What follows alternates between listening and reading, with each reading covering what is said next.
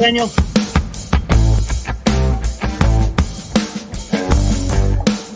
a lot of people in the chat. Red Jet, Kyle, Bonnie, Tribe, Markel Sports Network in the house. Red L. Shit, it was greater than Volta. Michael. And picking up. All right, everybody, welcome. NorCal Sports What's up, Justin? Network. Brought to you by Northern Lights Entertainment. Check it out. Streams live on Northern Lights Entertainment Radio.ca. Has 5 stations that you can stream. Get out there and stream it. It's awesome radio. Oh, that's some intense sponsorship. Man, right hey, there. this is the only intensity that you can see around here lately, right? Sure as hell ain't the Giants. Come on. No, don't get me wrong. It was nice to see a Solar bomb. That was nice. My God. Yeah. Can you win a series? Can you win a series against a bad team? No. You can't win a series against the Angels. You can't win against the series. Cubs are a better team. Cubs are going to be there at the end. And the Cubs is your competition in the National League. You've got to beat these guys. Remember what I told you guys? This could change. I mean, this is going to. In fact, it is going to change. It's going to be fluctuating on a daily basis because it's full of crappy teams. But what did I tell you where the Giants would finish this year in the National League? What quadrant tier? I said 11 through 15, didn't I? Yeah, the third tier. I said they would be 11 through 15, and here's where they are as of now. Okay, we got the 3 division leaders. Then we got the Braves 4, Nationals, Cardinals tied. That's 5-6. Padres 7, Diamondbacks 8, even though they're all technically tied. Pirates 9, Cubs 10, Giants 11. And they are so close to being 12th or 13th. They are a half a game from falling to 13th in the National League. But that's how crappy the National League is, because they're a half a game from falling into 13th, but they're also a game from being the second wild card. That's just how bad bizarre. It is. Exactly. And you know what? You're going to have to win the series against the Cardinals because look where they're at. They're your competition. And if you can't beat a series against the Cardinals, man, Cardinals are they're playing better. Cardinals, and this is why I predicted a 2-4 trip, guys. I think they lose 2 or 3 to St. Louis. They better get tomorrow, or they could you know get what? Left. Symbolically, even if they don't win the series, can you better at least win tomorrow? Come on, you want to honor Willie Mays, and you don't want to go out there and lay a big, giant, fat, stinky, you know what, in the middle of the field. You can't do that. If you do that, man, I'm going to be pissed. More so than I already am. Do you want a bit of good news? Let's hear it. Bryce Eldridge hit his 10th homer today. Hey! Wow. All right. I'm surprised he hasn't got promoted yet, man. What is going on? It's just far on away, man. Just let him finish in high A then. They might eventually, but it's the Farhan way.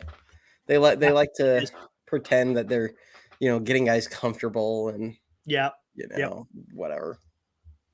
I haven't heard any of that there, Mark, about if they're going to wear the 24. We'll see. They better. I mean, I know they got the patch, but come on, man. They had a celebrity softball game over there today, and all the players were, guess what they were wearing? 24. If freaking softball uniforms can get done, I'm pretty sure the MLB should be able to get those jerseys done. Yeah. They brought his plaque down there to Rickwood. Yeah, that was pretty awesome. That was pretty damn awesome. Good on the Hall of Fame because they're not affiliated. Well, MLB has nothing to do with the Michael. I see your thing. I wore the Giants cap last night in honor of Mays, even though the Cubs won yesterday. So I wear the winning hat. It's just something different that NorCal Sports is doing, that I'm doing, because I like hats and I like winners. Yeah, there you go. So, Win-win. I'm going with the winning team. But yesterday Willie passed, and tomorrow it'll be a Giants hat no matter what, because they're playing there. Let's face it, they're playing at that stadium because of Willie. Correct. That's the whole purpose. There's no, and you know what? There's some talk about it out there in the league, around not the league, but in the public. The logo, MLB logo. Jerry West is the logo of the NBA. Willie Mays needs to be the logo of the MLB. Period. Flat out. Period. The guy was, the best player. Didn't they use the likeness of Ralph Kiner? Isn't that what they used? Something like that. I don't know, but it's got to change. It's got to change. Giovanni. Yep, I'm a bandwagon fan. That's right, Giovanni. Giovanni, open your ears, dude. He said he just wears the hat of the winning team that the Giants are playing. That's all it is. Yeah, I'm not a fan of nothing more, nothing less.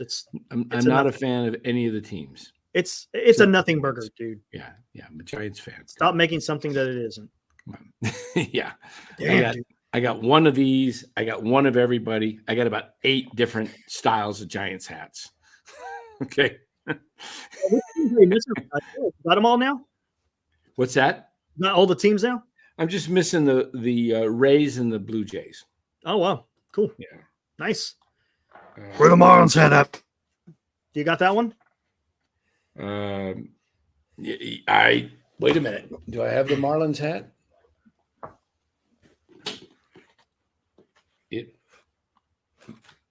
Wait a minute. Here it is.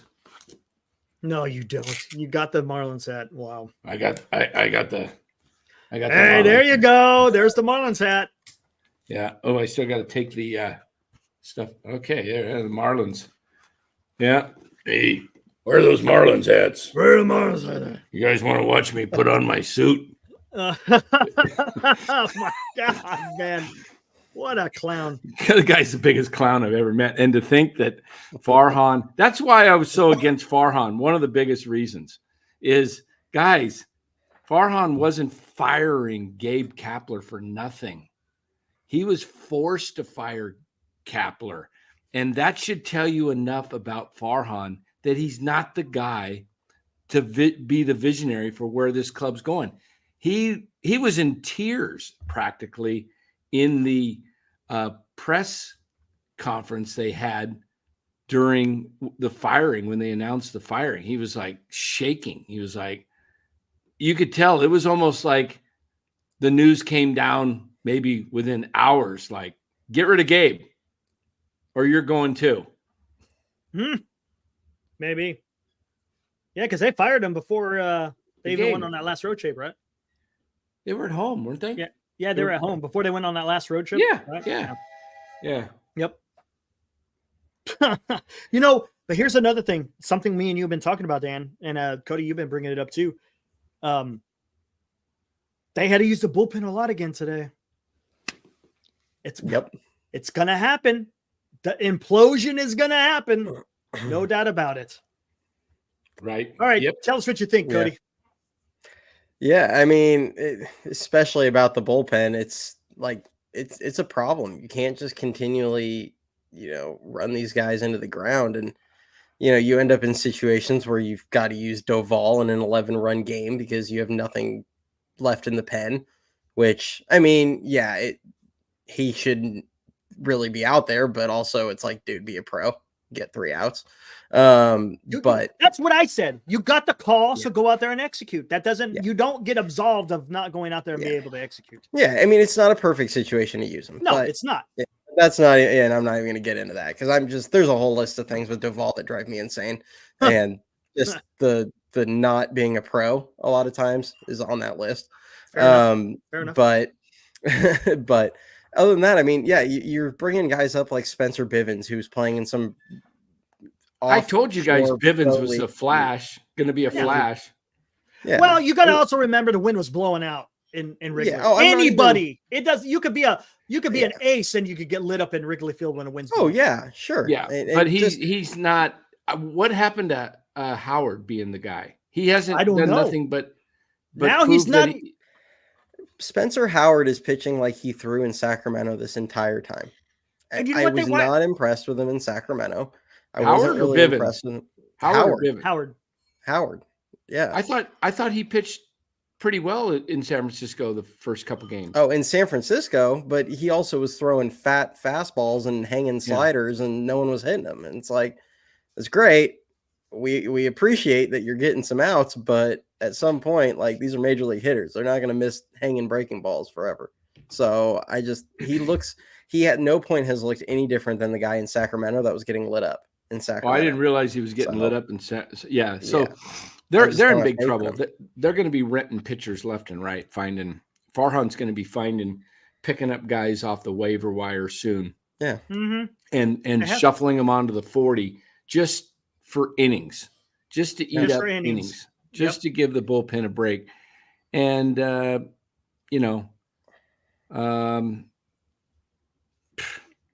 what can you say? I mean, this is they're 3 under 500, and they have what they make it 1 over 500 so far, or 2 over. They've been as high as they've 2 been like over. 2, I think, at one point. Yeah.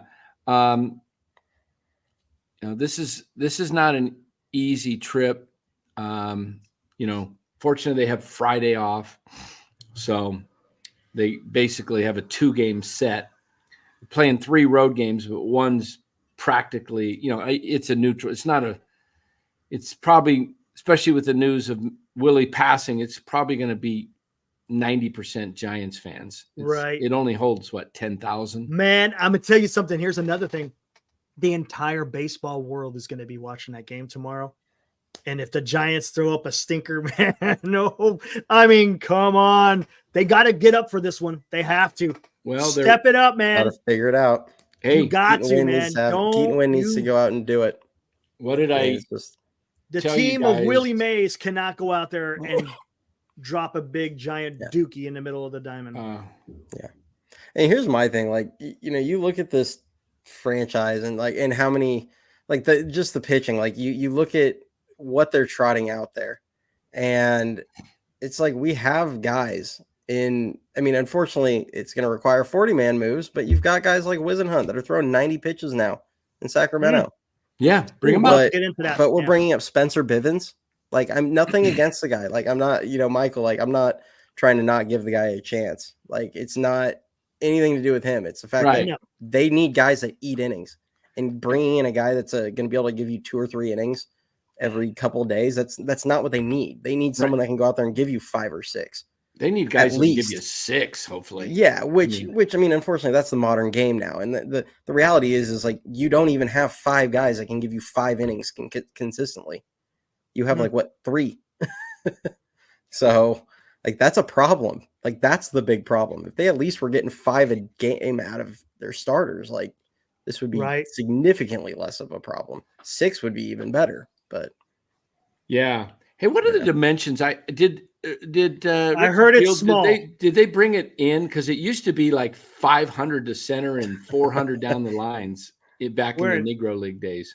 I don't. From what I heard someone say that it's pretty small there. See if I can find that, because I know they made new fences. The old fences was ridiculous. The original. Let me look. I'll look it up here.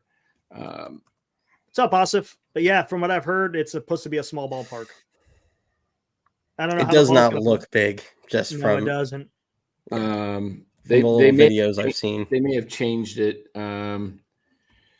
Rickford. It's called Rickwood. Rickwood. Yeah, it used to be Ricketts, right?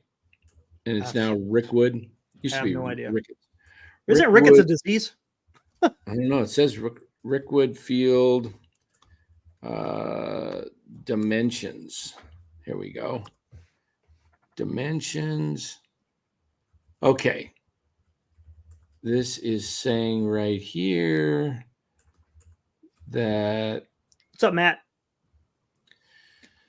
The Rickwood outfield dimensions undergo drastic changes. The left field fence is brought in from 405 to 320. 325 is normal. Yeah, that's fine. The distance to center field is reduced from 470 to 470 to 390. And crap. right field is mostly adjusted from 334 to 332. So Center field's not that deep. 393 is yeah, the Giants is what, 399. 391? 391 now, isn't it? Or is it 3? Yeah, maybe it is 391. Might be. Yeah. It's So 391 to We'll center. see. it's pretty similar to Oracle, probably without the huge Right center field. Yeah. So okay, we should have a normal game. I didn't.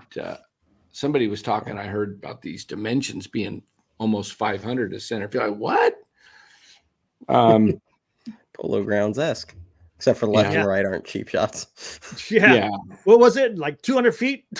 Like 260 or something It was like that. crazy, Like that. man. What was that? What was 260? I said Polo Grounds. Like Polo, down the Polo lines. Grounds. Right and center. Yeah. Or right and left. What is They Penske should do a replica pole? of Polo Grounds. How far is Penske pole down? What It's is like that? 304, right? Yeah, it's like 304 or something It's like only that. 309 for the Giants, but it's a 24-foot fence. Yeah, exactly. You got to get it up over that So fence. that 309 is more like hitting it out is So who's going tomorrow? Is it Win? Win. Yeah, Keaton Win. What do you think about the? Well, we didn't even get into this. How about today's defense?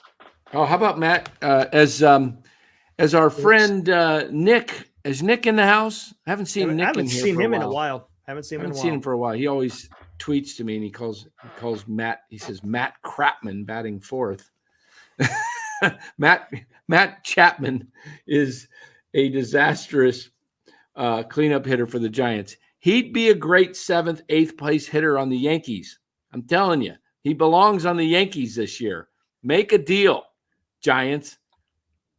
Move off of Chapman, bring up Casey Schmidt, because you don't want Matt Chapman back next year. If you can get rid of him, move off of him, because I told you what he's going to do at the plate. He doesn't drive in very many runs. He's a cleanup hitter, and what's he have? 30 RBIs in 70 games? Hey, Johnny, dude. He's on pace I'm for gonna like 65 RBIs. Johnny, this is what it was called. You say, can we stop calling it the Negro Leagues? This is what it's called. This is on the MLB website. Even the people who played in the league called it the Negro Leagues. It's called the Negro League. There's a Negro League Hall of museum Fame. in Kansas City. Yeah, that one's in Kansas City. That's That's what it's called, Johnny. So stop making something that it isn't. That's the kind of shit that just pisses me off.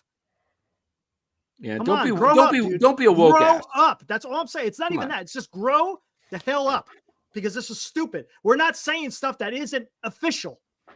There it is, right there. Come on, man. Right there on the MLB website. That's all you got to do. You know what? Probably got a phone or a computer. Negro Leagues, and you know what comes up? The MLB website. I'm tired. They of just this shit, incorporated man. It's the stupid. Negro League Oh, you can't say records that. into MLB. It's always going to be called the Negro Leagues.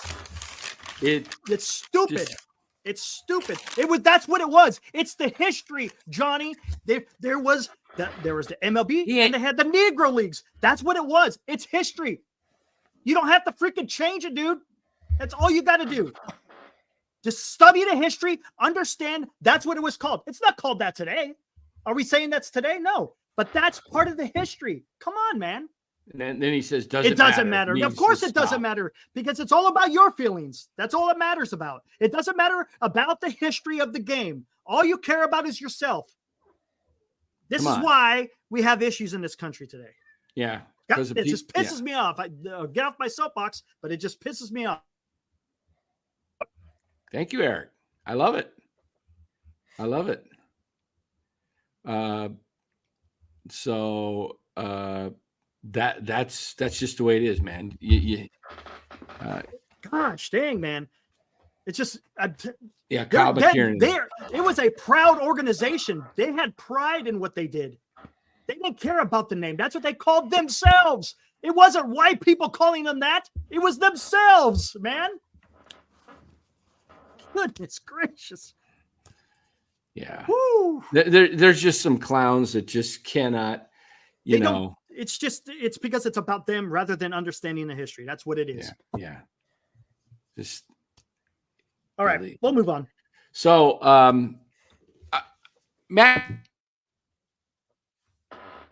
Oh, I think your mic went out. Yeah, every time I move over here. There you go. All right. No, not that, Johnny. Not that. Oh, I got. You're good, Johnny T. Johnny T, you're good. Be playing with this one. See this one? Willie McCovey hit this ball. The foul ball, right? Yeah, foul ball off the pitching of Don Robinson right into my glove at Candlestick. Yes, baby. How many balls did I catch as a kid? Did you catch it with a glove or your bare hand? Oh, never bare hand. Never had one come to me when I didn't have a glove on. I caught some. I didn't catch some balls. I chased some down Michael. at Candlestick. That wasn't too hard. No one was there. But I think I caught 2 balls. One with. Wait a minute. That McCovey one, I might have caught with my bare hands. I'm trying to remember because it was just a pop up behind home plate. It wasn't even a high one. It was just a little soft fly, but I can't remember. But the one I remember the most, I had a catcher's glove, believe it or not. And Davey Lopes hit a screamer over the back of right behind the plate. And it just came right over the top of that screen. And I want to say that thing was humming at 80 plus, 85, 90 maybe.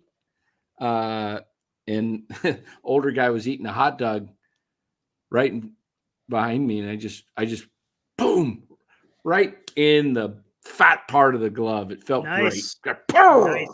Nice. You know what that feels like, Cody, right? When you get one, pops it right in there. pop.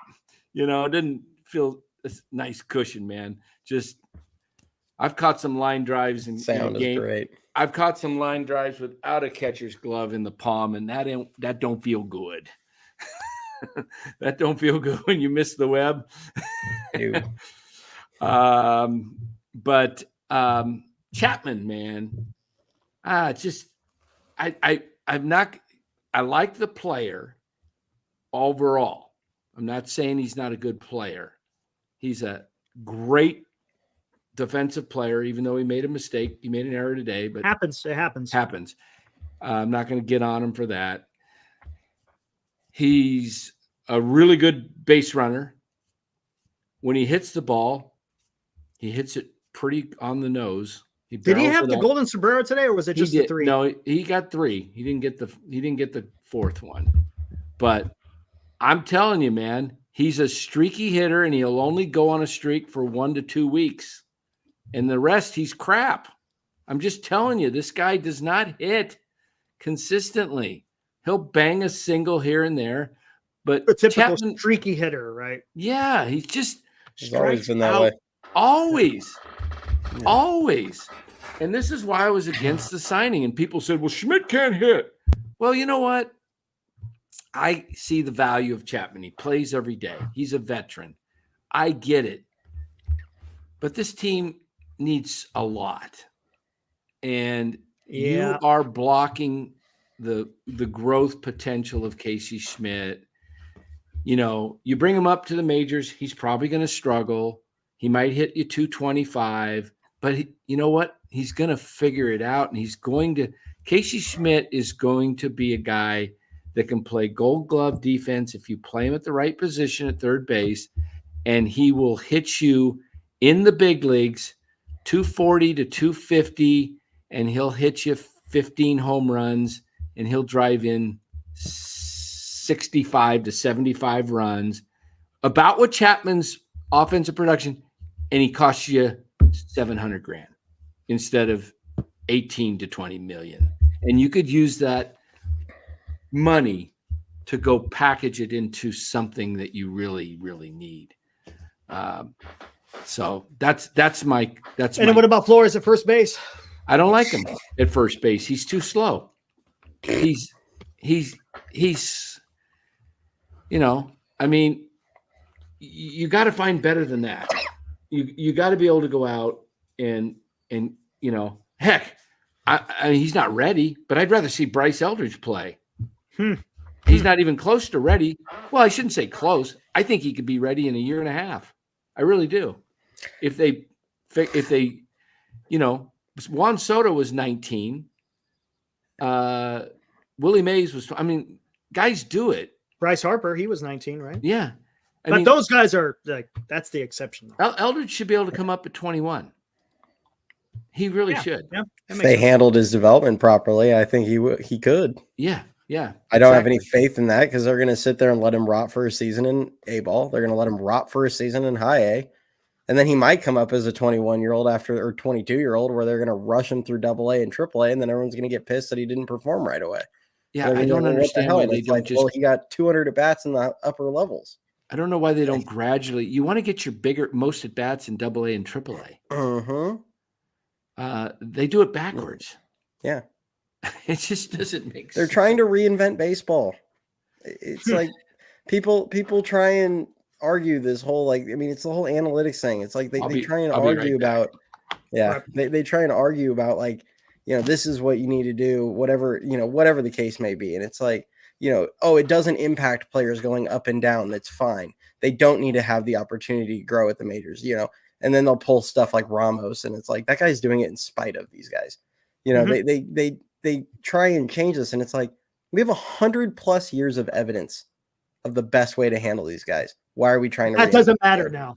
Because exactly. This is the problem. And I said this in a tweet earlier in the week. I was like, because Farhan, what he does is he watches baseball through a simulation. Yeah. And he plugs in the numbers. This is what it should be. And this is, it seems like, and the whole concept of small ball with this team is absolutely out the window. Yeah. It's incredible. Terrible. There are so many ways that you could score runs in this game. And the Giants seem to only want to do one way. And that's it. Yeah. Station to station, popping the ball in the freaking over the fence. It's just, it's tough, man. It's like, and you don't see no one running. And you got some, granted, there's some guys on there that can't run. Yeah. But Ramos should be able to steal some bags. Fitzgerald absolutely can when he's up with the big team. Slater, as much as we hate him, he does have speed if he could ever get on base. Yeah. But Estrada, another one. Yeah, Estrada is one steal last year. Yeah, and he has one this season. It tells you something when the league leader is Matt Chapman as your stolen base leader. It's honestly, it's embarrassing. Their lack of speed for the last nearly 20 years. I don't understand it. There's no excuse for it. And you look around the league, and this is not the necessarily stolen bases specifically, but the approach around the league, it's completely changed. You don't have a whole bunch of different teams. Someone actually was talking to me in my comments yesterday where it was the identities around the league. It's everyone's trying to do the same thing. They're trying to get a bunch of mashers. They don't, they're a little bit, other teams are obviously way better about stealing bags than the Giants are. Absolutely. Look at the Cubs in the series. But yeah, there's no 2-strike approach. There's no, they've changed the entire way baseball's played. And it's there is a place for a team to play like the Giants in the early 2010s or the, 2014 or 2015 Royals. You could play that game right now and still be successful because so many teams are just outhouse or castle on offense where they're either going to, score a bunch of runs or they can't hit because they don't have any situational hitting. Correct. And it's go fill your team with a bunch of guys that can scratch and claw runs across. Yeah. And play consistent, small ball, and you'll probably win a lot of games if you can pitch with that. But nobody does it. And it's crazy because the team will take lately, the Giants have been taking a lot of walks. They just can't get them across the plate. I don't know what happens. Well, it's just pivotal strikeouts, station to station. Right. I would love to see this team, honestly, figure out a way to get Matos in there. And if you could have made a trade for I'm just using this as an example. If you could find a way to make a deal for a guy like Bo Bichette, it's all of a sudden you'd have several contact guys spread out through the lineup. Cody, my idea, run or two across. Yeah. My idea for this team, I threw this out there about a week ago. I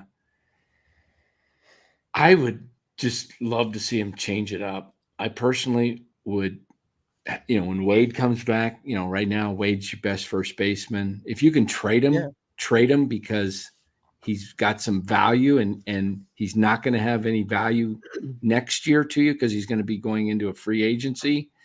And he's having up to the point he got hurt, was having a career year. Probably at that pace he was going, he would have definitely made the All-Star team. But Wade I would move off of him, try and get some young guy that's already ready to play. That's in some type of package, find a guy that can play first base. That's, a top 100 prospect that's already in AAA or ready, something like that. And then I just play wisely at second. Estrada might get you something. I would play Fitzgerald at short. I would play Schmidt at third. Luciano would be my DH. And next year I'd figure out where to find a position for him. And my outfield would be Matos, Ramos, and I'd probably just keep Yaz as my one veteran out there because he's solid and they don't have anybody ready. If Meckler got ready, maybe, if Meckler, I don't know what he's doing. I guess we'll find out here soon. He's laughing. Oh, seriously? He what? I'm pretty sure he's hurt again. Not his wrist again, is it? He got he got 2 at bats in San Jose 2 weeks ago, and then he hasn't played. Oh boy. In a game since. All right. And I'm going to be honest, until he figures out how to take a decent route to a fly ball, I can't watch him. Oh, watching him run after a fly ball, it looks like he's playing like he's dodging a bull. Looks like somebody trying to dodge an alligator. Yeah. And they always talk about you need to zigzag. Yeah. And it's no, man, just run straight. Come on. He doesn't look like he might be a better DH Luciano could be a corner outfielder out there. Yeah. I would love to see an outfield next year of Matos, Ramos, and Luciano. And Lee, maybe, I don't know what you do, but anyway, I'm just for the young guys that are 22, 23. I think you grow up with them, you take your lumps for a couple years, and then, once they're ready, and imagine if all the guys started producing like Ramos has been producing. Now you have yourself a team that is scary. And I would run, man. I would start running. That's why I want Fitz in there. And all those guys would be able to run. I mean, you'd have 3 or 4 guys that can run, but I watch these other teams Ian Happ ain't a speedster, but they run them. Nico Horner's running and he's okay. He's got but he's not a blazer. He's not Ellie De La Cruz. These guys just know how to get good jumps. They know that they only have 2 moves over there. And everybody's taking advantage of that. I mean, you see guys actually anticipating. I've never seen this before until the last year, where guys are actually taking off, almost timing the pitch clock almost to the point, and knowing that the guys doesn't have any moves, or whatever. It's wild. But Michael Roeder said something when I was talking about. I know it's okay to disagree with the host. That's fine. But he said, Dan, laughing my A off. I think he was referring to me when I was talking about playing the youngsters. I'd love to hear what your alternative is, Michael. And I know what you're going to say, that they're in the playoff hunt. But that's the whole idea, what Fool's Gold is all about. Fool's Gold with 10 other teams in the playoff hunt, thinking you're actually a good team when you're not even a 500 team. They haven't been able to prove that they're even above 500 team. And so they've got so many flaws in this team. You don't think they're going to get bounced by a really good team in the playoffs if they make it? And then what'd you do? You wasted a year in a seller's market, man. This is the seller's market of all sellers market this year. I mean, 25 teams are feeling like they're in the race, that means there's 5 sellers. You think the Giants and Farhan going to get one of these top guys when there's 25 other teams Hey, competing? Dan, he was laughing in sarcasm because Oh, you're talking okay. about speed, Oh, and the Giants don't Okay. steal. Yeah. Yeah. Somebody told them not to steal. Exactly. There is the one. And you know what? I'm going to go out on a limb, and I don't think it's Melvin that's telling them that he can't steal. I'm just saying that because it doesn't make sense. If you're an old school manager who's been around the game for that long, running's part of the game, right? I don't see how it could be Melvin telling his team not to run. Well, I mean, didn't he have his guys run in San Diego the last couple of years? I think so. And I mean, they had guys that could. I mean, here's when you have a guy like Hassan Kim steal 38 bags, it's like Thank you you. have guys that can. Exactly. But and here's go ahead. I was just gonna say. I mean, the one issue is like they don't really have anyone that can. Like, you can't just keep running into outs just for the sake of running. And when you're stealing bags at like 19% worse than the league average, it's like, yeah, they tried. They went through that stretch where they weren't running, and then all of a sudden, like, the offense was just stagnant. And it was back when they went to like Tampa and Miami, and I don't remember who else they played in that time frame, but it was, all of a sudden they went from like no stolen bases to like 11, but they got thrown out a whole bunch of times too. And it's like, they're trying to make something happen then, but they're just running into outs. And here's another thing before we get into your minor league report. You notice a lot more teams are stealing off of Bailey. Is it Bailey or is it these pitchers? They're stealing off the pitcher. They're stealing off the pitch. Now the one thing I'm going to say about this, and I'm not here to like go be a Joey Bart apologist here or anything, but I mean, and I like Bart, but like just so that people realize, how come when Joey Bart was the catcher, these same slow pitchers, everyone was stealing off Bart. Now, as soon as it's Bailey, everyone says, "Oh, it's the pitchers." Maybe the pitchers have just been really slow this whole time. Maybe. Just a thought, people. I mean, Bailey's pop time is as fastest in baseball. So, 100%. Yeah. They're saying stealing off Eddie K. No, even if the only time that Bailey actually able to get him is if the throw is on the first base side and the throw, the shortstop or second baseman catches the ball into the tag, the ball just happens to fall right there. And that's really hard to get that throw there that quick. Because I don't know. When he throws it straight to the bag, they're always safe. When he throws it to the right side of the bag, that's when they have a chance to get him. Yeah. All right. That being said, let's get into the minor league report, man. Oh, I was gonna answer a C. Oh, go ahead. He directed it to Dan, but I'm gonna step in on this one for a second because I went on a whole tangent about this. Which one is this? Why would you sell if they're in the mix for the third wild card spot? Oh, okay. And my answer is for anyone that saw my video like a week ago. Or the D-backs are way better than the Diamondbacks. You'll know. Yeah, I mean, for starters, the Diamondbacks, that team had 2 aces, which, I mean, we can make the argument that the Giants have, if everyone gets right and whatnot, maybe they'll have 2 aces at the end of the year with Snell. I'm not counting on Robbie Ray. I'm not counting on Alex Cobb. I'm not counting on those guys. If they were great, awesome. But the answer is, the Giant, for starters, also the Diamondbacks, their offense, they could steal a whole bunch of bags. They were like first in the majors in stolen bases. They can manufacture runs. They had power up and down the lineup. The team was just better.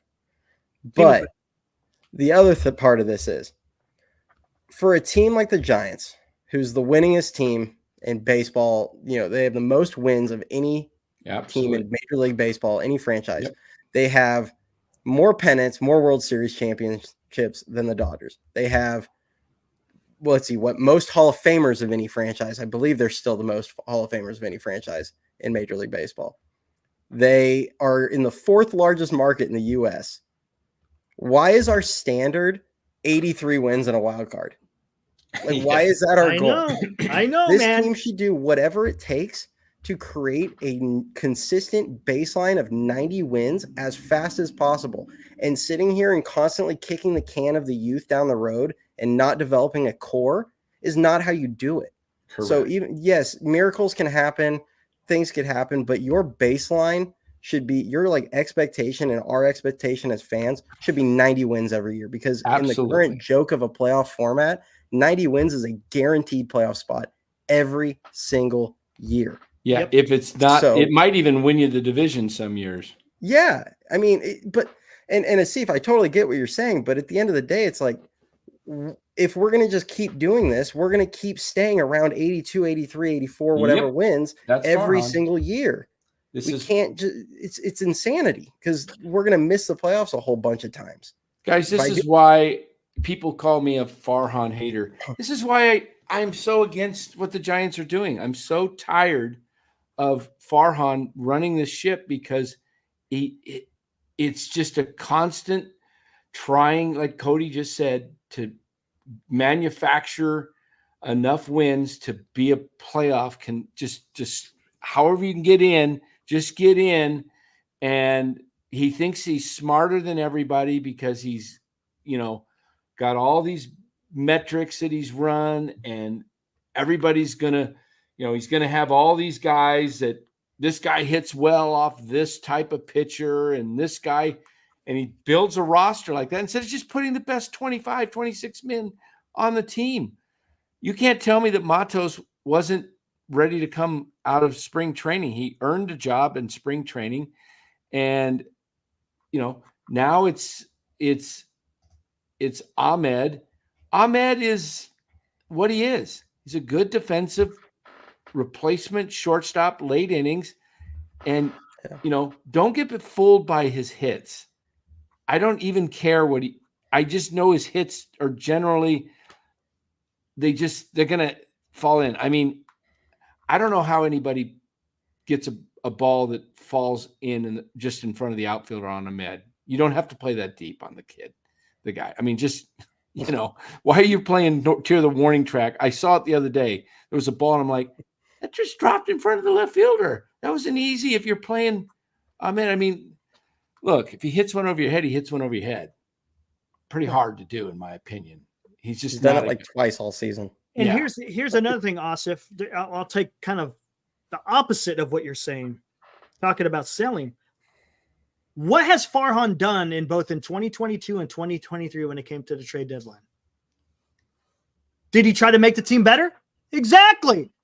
So if you're not going to go out there and try to improve your team like the Diamondbacks did last year, they didn't say, okay, we're good with what we have. You can always improve, especially when you start getting close to the playoff run. Other teams will improve their team. What did Farhan do last year? He got AJ Pollock. What's up, Adi? You had the first wild card, and you didn't improve your team. That is, to me, is criminal as a GM, because you need to put your team together so you're ready to go for that run. And he didn't do it. So if you're not going to buy, then sell so you make your team better.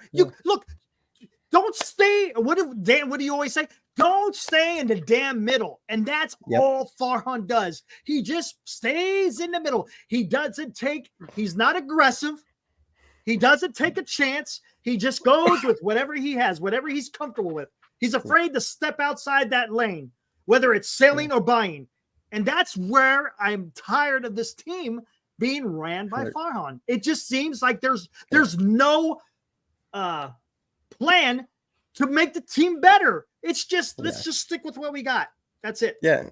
And I mean, I agree. Quit straddling the fence. I mean, I want to be clear here. Like, I'm not opposed to them going in on trying to go get a young star. Like, if you want to go try and get a Bo Bichette who's 26 years old and then put a ginormous contract in front of him to try and get him extended, I'm all for it.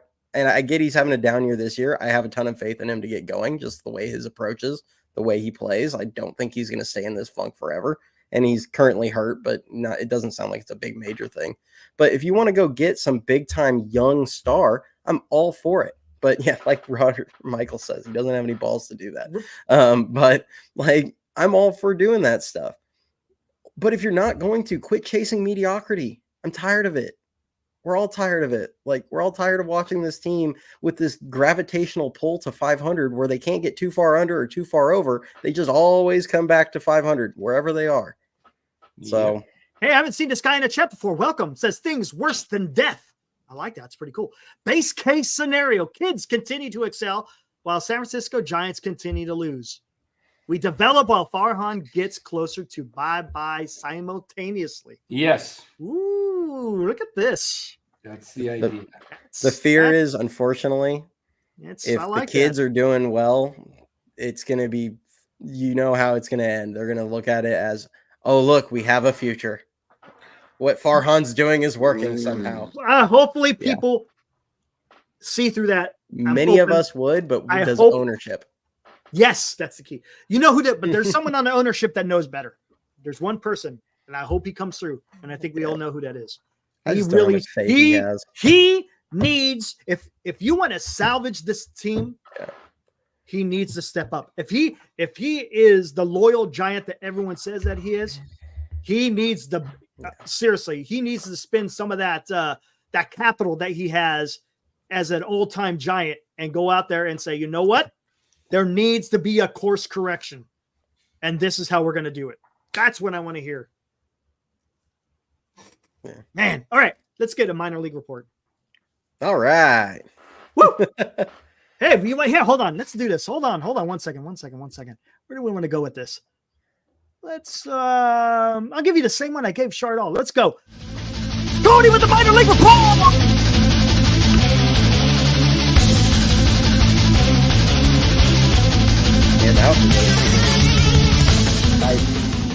There we go. All right. All right. Well, this week, it's, I think as a whole, it's been kind of a disappointment in the Giants minor league system this season. One of the big things that I've pointed to when I say that is, when your top 5 prospects going into the season, I'm not going to count Harrison. I think technically he was on the list, but really he had graduated.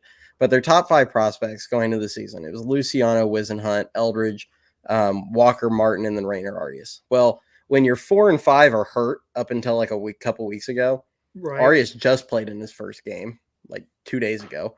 I think Monday he did. And then Martin just started a couple weeks ago. And then Wisenhunt and Luciano were kind of struggling in AAA. So the only guy that was meeting or exceeding expectations this season in their top 5 has been Eldridge, who, in my opinion, I'm going to give it 2 years. I think he's a top 5 or 10 prospect in all of baseball. Once that guy puts on some muscles and matures, I think he is going to be a top 5 or 10 prospect, give or take. Wow. He doesn't have the speed and the other, some of that stuff that might hold him back off those lists.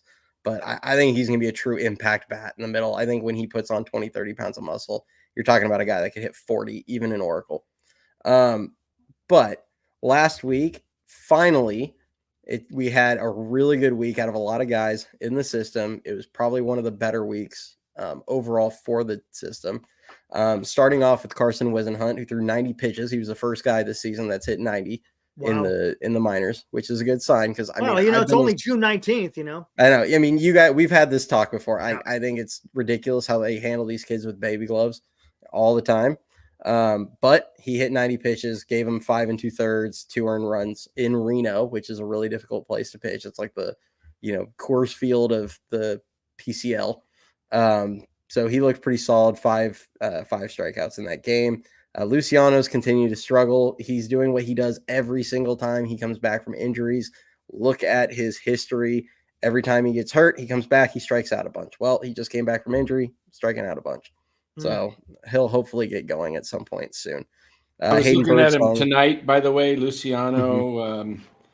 Tonight was 0 for 3, sorry, 0 for 3, scored 1 run, 1 base on ball, 1 K.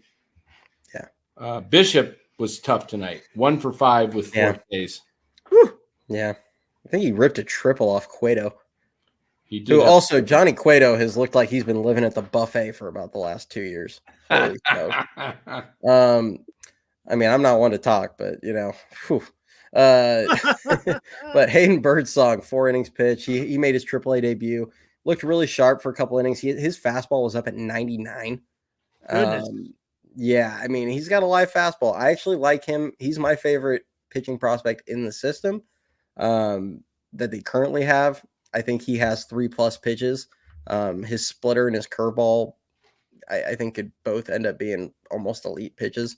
And then the fastball, it runs all the way up to 99, clearly. I mean, it's usually 96 to 98, but you said he had 2 good innings little and then amped. kind of. Yeah, I mean, again, it's Reno. I mean, it's hard. Oh, yeah. You're right. It's just the thin air and everything. So Just like Matos had a monster series, right? Yeah, he struck out 7 guys in that.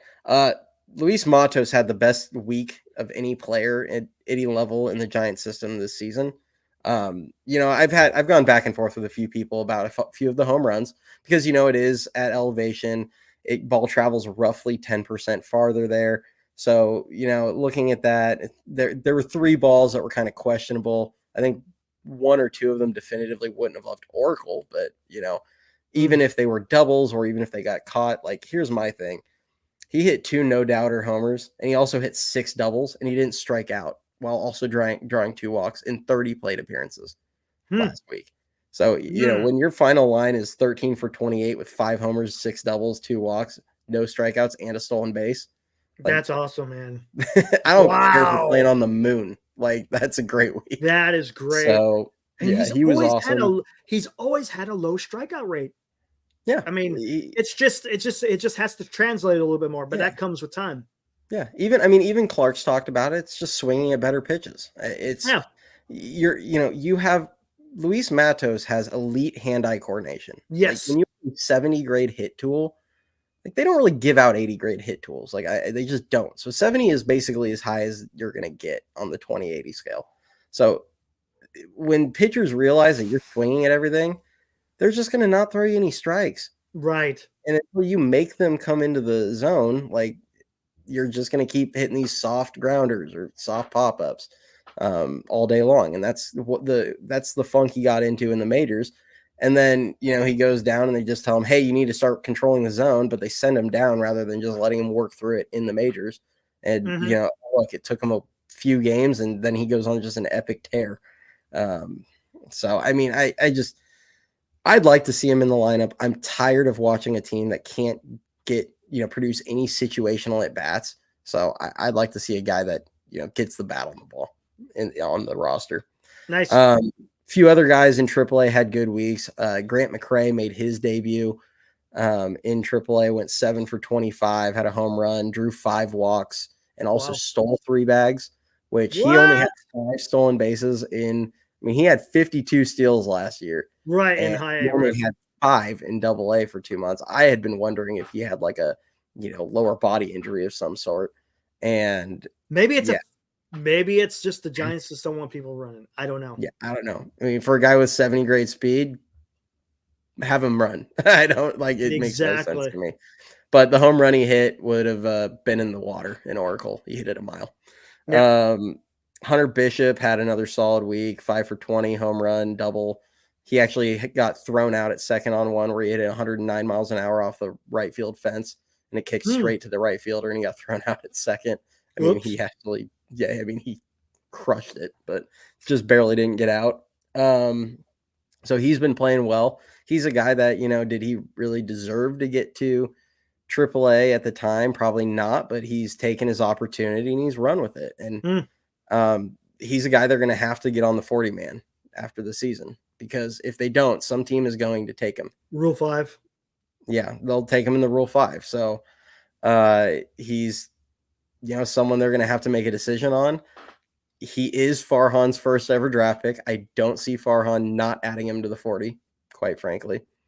I think if Farhan's still around, which, we can debate all day long whether or not he should be. But, I think he'll get added there. Yeah. Us here, it's not really a debate. We're all going to say no, and then we're going to move on. Right. But, right. You know what I mean? But, yeah, if he is around, I think he'll get added to the 40 because, he's a guy that, as we're seeing with Ramos right now, he has tools. And if he just happens to get a look at the majors at some point where he just happens to get a shot, you just never know with those guys who's going to just take that opportunity and run with it. So I wouldn't give up on the guy yet. So outside of that, Fitzgerald had an inside the Parker that was pretty fun to watch. Moving over to Richmond, two guys that I think really stood out. Jairo Pomares, who he was in the same signing class as Luciano, Matos, Canario, those guys. He got injured last season. He had played in high A, and then he got injured last season, missed the entire season, and missed the first month, I believe, of this season. He's a guy that's kind of been forgotten. He went 9 for 22 with 3 home runs, 2 doubles, a walk, 5 Ks last week. Wow. In the Eastern League in Double A. Yeah, I was just gonna say Double A. That's tough, man. He homered again today. He now has like 7 home runs in the Eastern League and about an 840 OPS. He's only 23 years old. So he probably has the second best power in the system behind Eldridge, if I had to guess. No kidding. Wow. He can mash, but as it is with all these guys. Is he a catcher, or is he a catcher that plays other places? No, he's an outfielder. Palmer? I thought he was okay. My bad. Yeah, he's an outfielder. You might be thinking of Perez, O'Neal Perez. No, there was someone else I was thinking of. Sugastay is down there as well. I know Sugastay. God, Giants got so many outfielders, though, man. You're going to have to put these guys somewhere else. Oh, yeah. I mean, some guys are going to get moved, I'd imagine, in deals. And it makes you want – keep going. We'll talk about this here in a bit. But we have a lot of outfielders, but do they have any – they don't have a problem with overabundance of quality. Like they're just like, what do we do with all these guys? Mm-hmm. They don't have any can't miss. Yeah, exactly. Like you don't have any – none of the outfielders. I mean, obviously Ramos looks like a star right now in the making. But – Matos certainly has his flaws. McRae has his flaws. Pomares has his flaws. Bishop has his flaws. And it's not to say none of these guys could turn into like elite guys. I mean, Ramos has his warts, and right now he's playing like a star. Like you don't know. Some of these guys are toolsy, and if it clicks for them, they can be really, really good.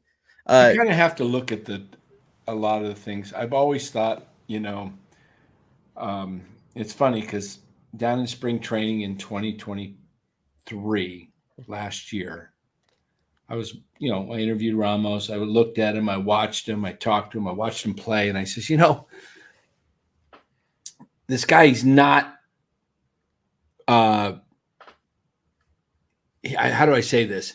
I don't want to put the onus on him that he's got ability of Willie Mays. He doesn't. But he has the body type of Mays, and he has the tools. He has, what are the 5 tools? It's hitting for average, hitting for power, speed, arm, and what's the 5th one? And defense. Yeah. Look, Ramos has. I mean, Mays had him. It was night and day. 5 tools. I mean, elite 5 tools that was above everybody. But Ramos has good quality in all 5 of those potentially. We know his arm's solid. We could see his defense is pretty solid. I like his defense. We're starting to see some power. He's starting to hit for average. I don't think he maintains that. I said to somebody today, I don't know who it was. Maybe it was you, Eric, talking to you. I think Ramos probably settles back down around 275. And that's fine. 280. It's just fine. Yeah. I mean, but, he's got it. I've always thought Ramos had minimum 20-20 in him, but he may have 30-30 in him ability. Yeah. But on another team, he might. He's not getting 30 here. You know what he definitely has this year? All-Star!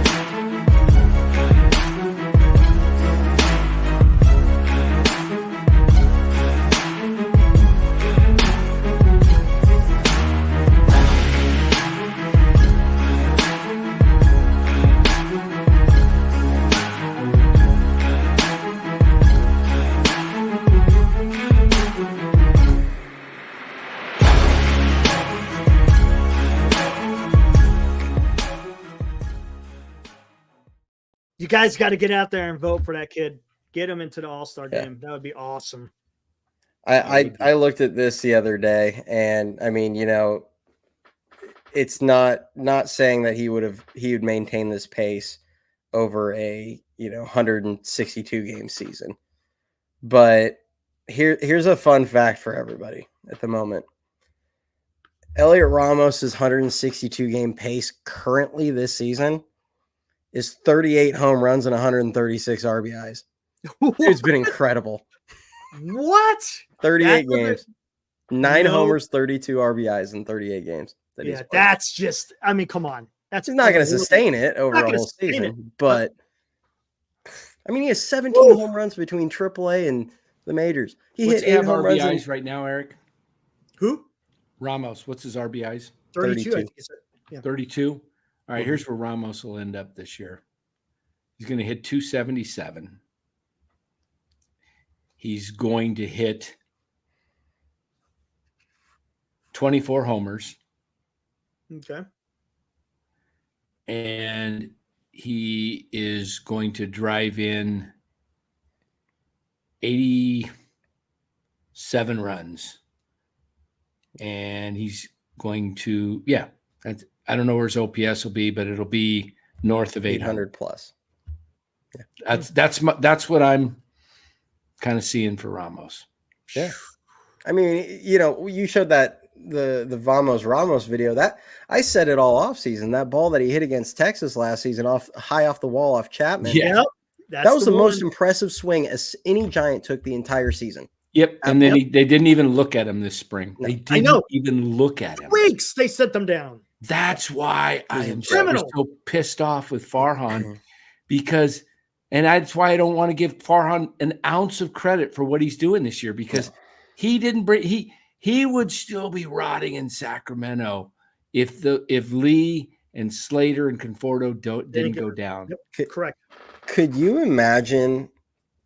Because where we were headed was the Bart situation, and almost to a worse extent because he had less of a look than Bart ever got. Mm-hmm. Right. The Giants, all that would have happened is he'd have ran out of his options. They'd have gone into next offseason, and they'd have traded him for a dented fungo bat and a bag of stale Cracker Jacks, and he'd be looking like this for some team. He'd be in Pittsburgh or whatever, looking like this. And I mean, Oracle Park might have gotten burned down. Honestly, like the fans would have rioted. Like it would have been bad. So I mean, he is so incredibly lucky that guys got hurt and Ramos came up and just put a death grip on an outfield spot and said, "There's no chance in hell you're sending me back to Sacramento." Yep, exactly. He begged to get up, and Farhan wouldn't bring him up. What do I got to do? He said, "Tell me, get me up here. I'm ready to help." Like. It's ridiculous, but I'll digress on the whole Ramos tangent on my end. But going back to AA here, and I'm going to go back. There was a question from somebody a little bit ago. I think it was, gotta find it. Things worse than death. Having Farhan. Things worse than death. Baseball operations. We heard all spring about the quote deep staff and young pitchers they're excited about. I don't think they were talking about Spencer Bivens. I don't think they were talking about Bivens and Spencer Howard. Where are these young pitchers? Here, the thing is Harrison's in that group. Wynn is in that group of guys they were excited about. Then you're going down to like Wisenhunt. Weren't they excited about Beck too? Yeah, and you know what? I like Beck as a bullpen piece. I think he's really solid. I've actually said that they're missing him a lot right now because his ability to do both the bulk inning role, spot start. I mean, he spot started a few games last year and gave him 5 or 6 innings. His ability to be kind of whatever they needed him to be, I think was really underrated last season. He started games. He did the bulk role. They put him in the 10th inning with the ghost runner, and he stranded ghost runners. I mean, he was so valuable all over in the pen. So I do think they are missing him. I don't think he's necessarily a starter, but I think he's a guy that can be super, like kind of a glue guy in the pen. Gotcha. You can do whatever you need him. I know he's supposed to come back, but I'm concerned about that surgery. I mean, it's like a nerve issue. I don't know how that's going to – we'll see, I guess. Yeah, exactly. And so, but to answer the question, I mean, you have Wizenhunt, Birdsong. Roop is currently hurt with some Right. undisclosed injury. I have no clue Oh, what it is. what about Have you heard? Crawford? No, Crawford Yeah, is another one, right? yeah, He Crawford. hasn't pitched since, has he? Yeah, I mean, we talked about it last week where I was saying Trainers how went out. You're talking trainers about went it. out, then he finished the last two hitters, got him out, and then his velocity was down, and then they pulled him, and he never came back in, and now he's on the 7-day IL. So, I mean, it's a good sign it's the 7-day IL, but I mean, minors it doesn't Yeah, mean but much because they put they'll him on sit a there for a while. they could put him on So, a 7A and he's gone for a month. That's what they did with Von Brown. yeah, so I mean, who knows? But I mean, they have a bunch of guys. Black, they obviously liked. They have a bunch of these guys that they're excited about. But the problem is outside of Harrison and Wynn and Beck, it's like how many of these guys are truly major league ready, and a lot of them aren't stretched out to be on a roster. A guy like Wizenhunt, they're not gonna. I don't see them adding him to the 40 man because that means they're gonna have to boot somebody else off. And even though they could, but you guys have to also remember as soon as Cobb comes off the 60-day, as soon as Austin Warren comes off the 60-day, as soon as Robbie Ray comes off the 60-day, all these guys are going to be taking roster or 40-man spots where they're going to have to kick guys off. So they're not going to burn one of these spots on Wizenhunt just to send him back to Sacramento in a month or two. Is that Warren kid even throwing? My understanding is he is, but I don't know where his timeline is. I haven't even heard anything from him. Now, Robbie Ray's been pitching in the complex league. Yeah, he's just getting strength up, right? Yeah, they're stretching him out. I mean, but he's facing hit. That's a good sign. That's a step.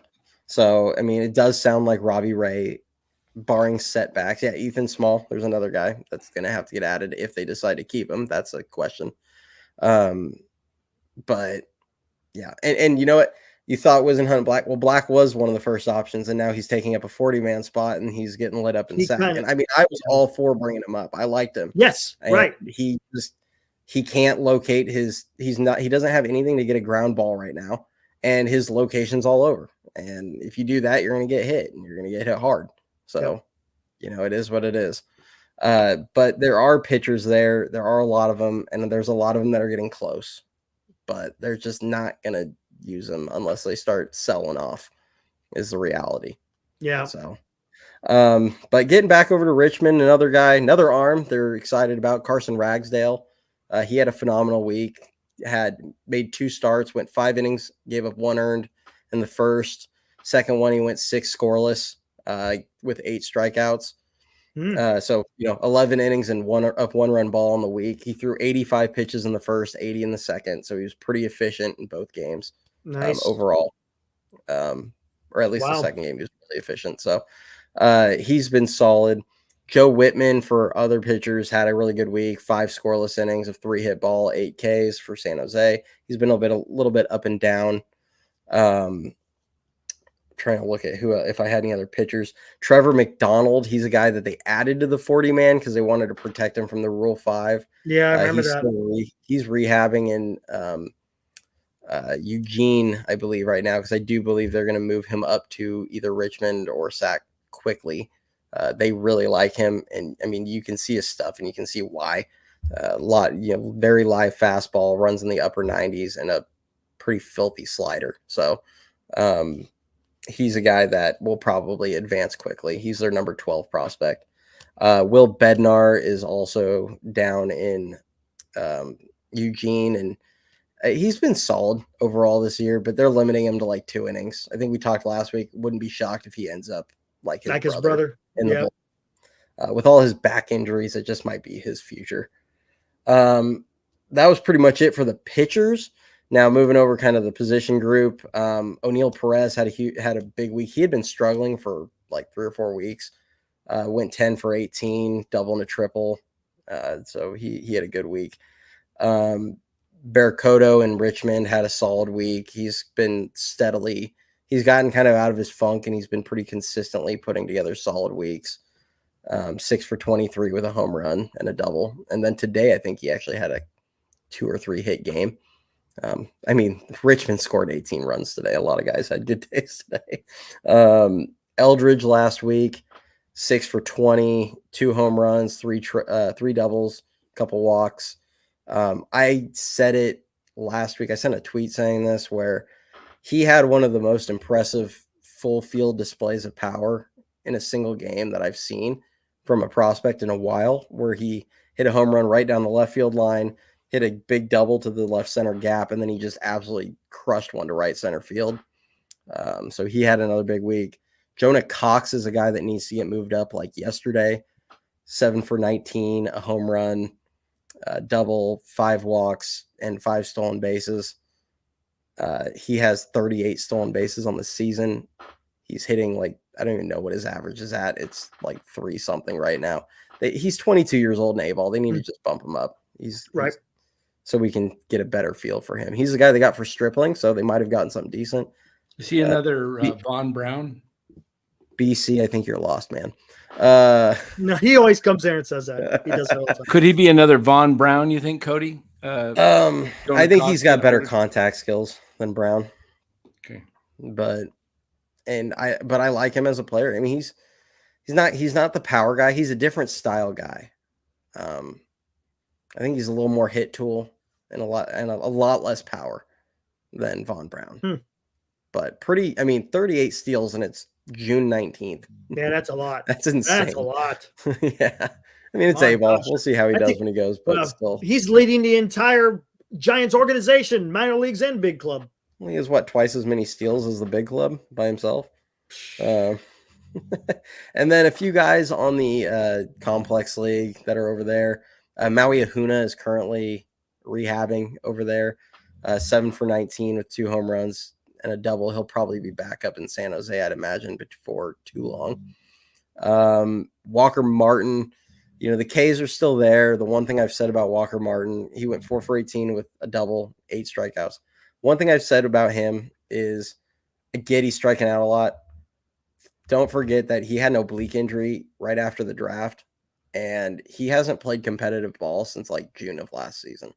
So because of that, it happened. He didn't get to do anything professionally. And then he had a little bit of, extended spring training and stuff like that, but then he got hurt. He had the hamstring issue. So he's just now playing in the complex league. I'm not really worried about him until he gets to like full season ball. And then I'm going to really start caring about what he's doing there. What he's doing. Yeah, the strikeouts are there, but he does have I still think he's going to be really solid. I like him as a prospect.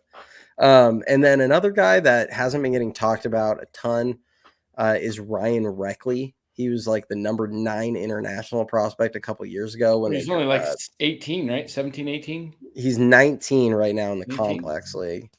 And he struggled a ton in the DSL the last couple of years. Mm-hmm. And he like completely dropped off the Giants like top 30 lists.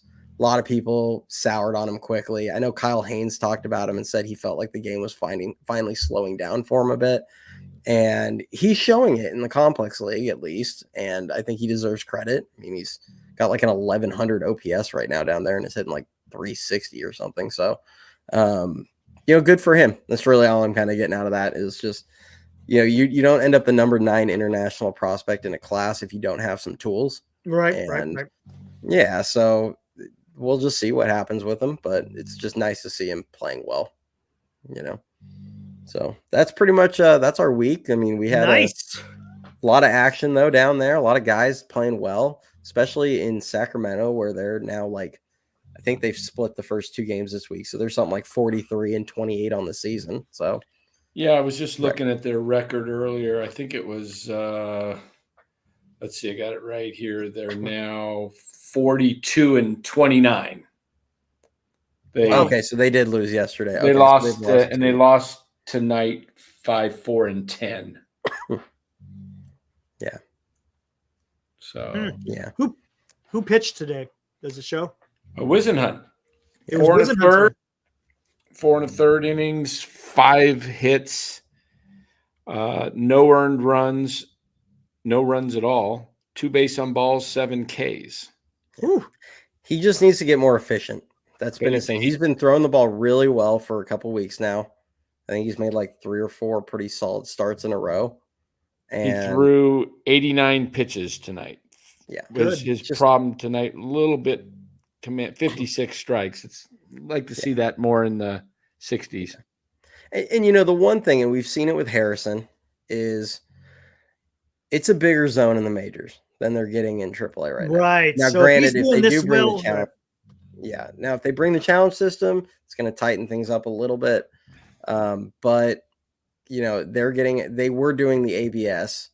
Now AAA has completely dropped the ABS. They're going full-time challenge system. and I heard that's what the major leagues are going to. Oh, I can't wait, especially after watching these umpires this week. Oh, did you see that game last night? The Colorado? No, the Giants game, the 2-0 pitch that the Cubs guy was up and Bailey reached, like he was inside target. He reached way outside the zone and outside, and the guy called it a strike.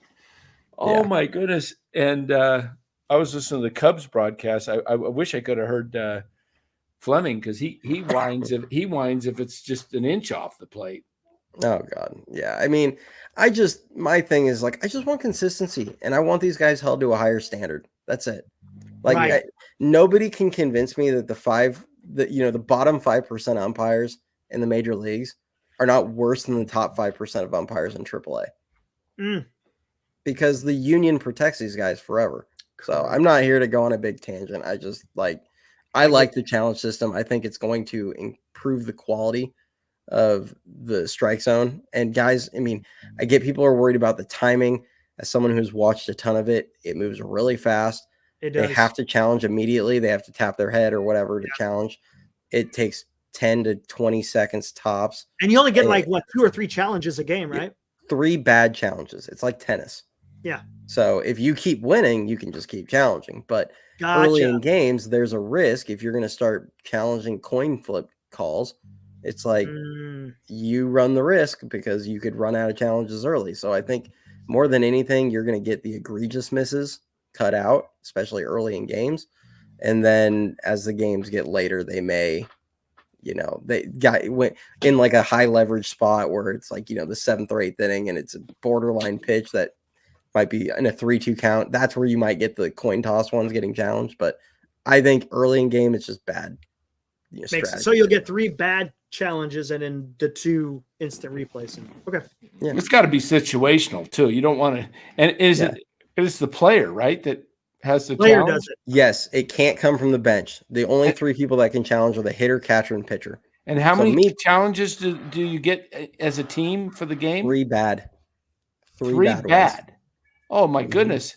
And batters are going to want to do that early on, but you got to realize if there's 2 out, nobody on, you only want to do that in a, if it's key moment. I mean, if it's egregious, because there's been some pretty egregious balls. And that's the thing. It's going to be if you're right, you don't, if you're right, you're right, you're good. You still got 3. Yeah. You still got 3. Yeah. Yeah. You could challenge 100 pitches if you okay. I thought it was like the NBA or something. 3 bad ones. You only get 3 bad ones. Yeah, you get 3 bad. It's like tennis where they can sit there and keep doing it until they've missed 3. Shoot, man.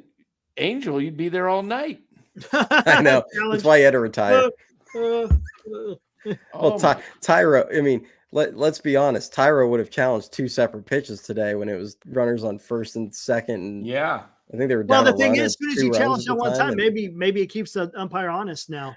That's the other part of it. Like, you challenge it, and the umpires are going to get to see because they put it up on the big jumbotron to shame everybody. So the umpires are going to get to see if they're missing low, if they're missing wide, if they're missing whatever, right there and there. Yep, it's instant. So I'm convinced some of these umpires are just are bad. They just don't. Oh, they are absolutely. I mean, not just bad, but they're not capable of being good. Yeah. Oh, 100%. But as soon as you get that union protection, man, you're good. You're golden. Nobody can tell me Manny Gonzalez has any business calling games. He might be the worst I've ever seen. He might be worse than Angel. Oh, I don't know. Laz Diaz is pretty bad. Yeah, he's right behind CB. CB Buckner is bad. Yeah, see, we all know Mikulski is still struggling. I think he might be in high A right now, German. I'd have to double check. I believe he's in high A, and he's nothing special. Jeez. Agree, Mark. Hold them to a higher standard. I don't care what the route is. I don't want robo umps, but I do like the challenge system. But to me, it's either start bumping these guys down to the minors and demoting them, or do something like the challenge system. The current state of umpiring is unacceptable. There's no way that you should have a 77% strike accuracy call in a game ever. Like, that's pitiful. So start holding them to a higher standard or bring in the challenge system.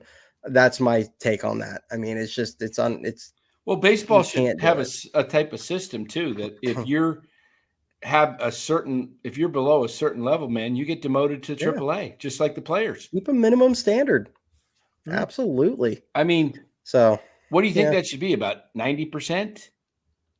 88, 90? I mean, I think currently they say that the expected, or whatever they call it, is like 93 or 94%. Yeah, I mean, if you get below, a 2-inch buffer around the zone where they don't. Yeah, they get an inch buffer, right?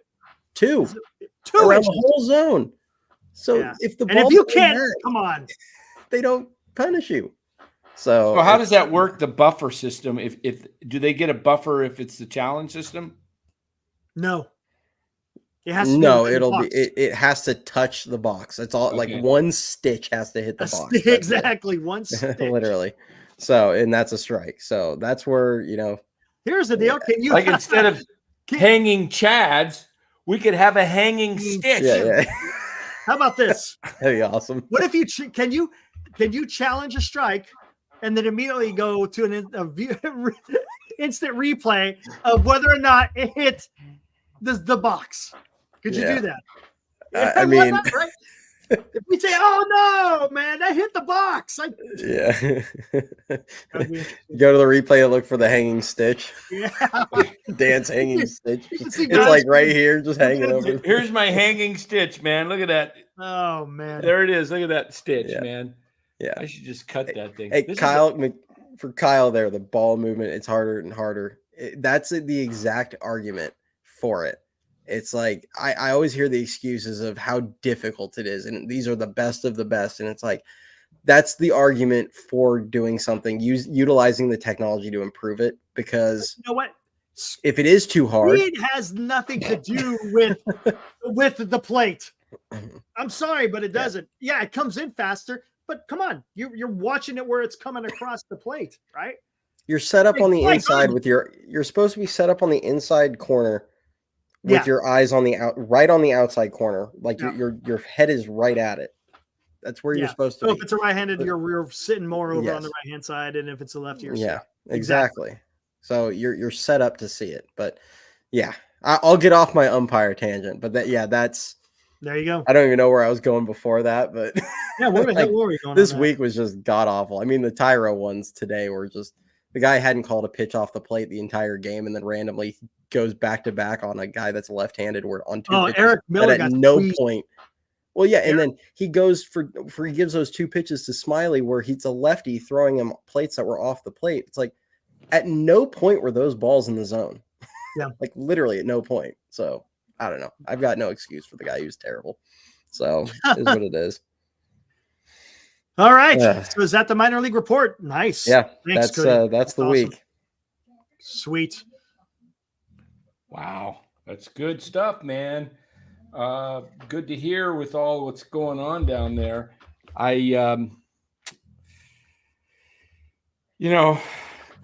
Reggie Crawford looked like he was a candidate to be up, and now he looks like a guy that he's shelved again, right? He's on the shelf.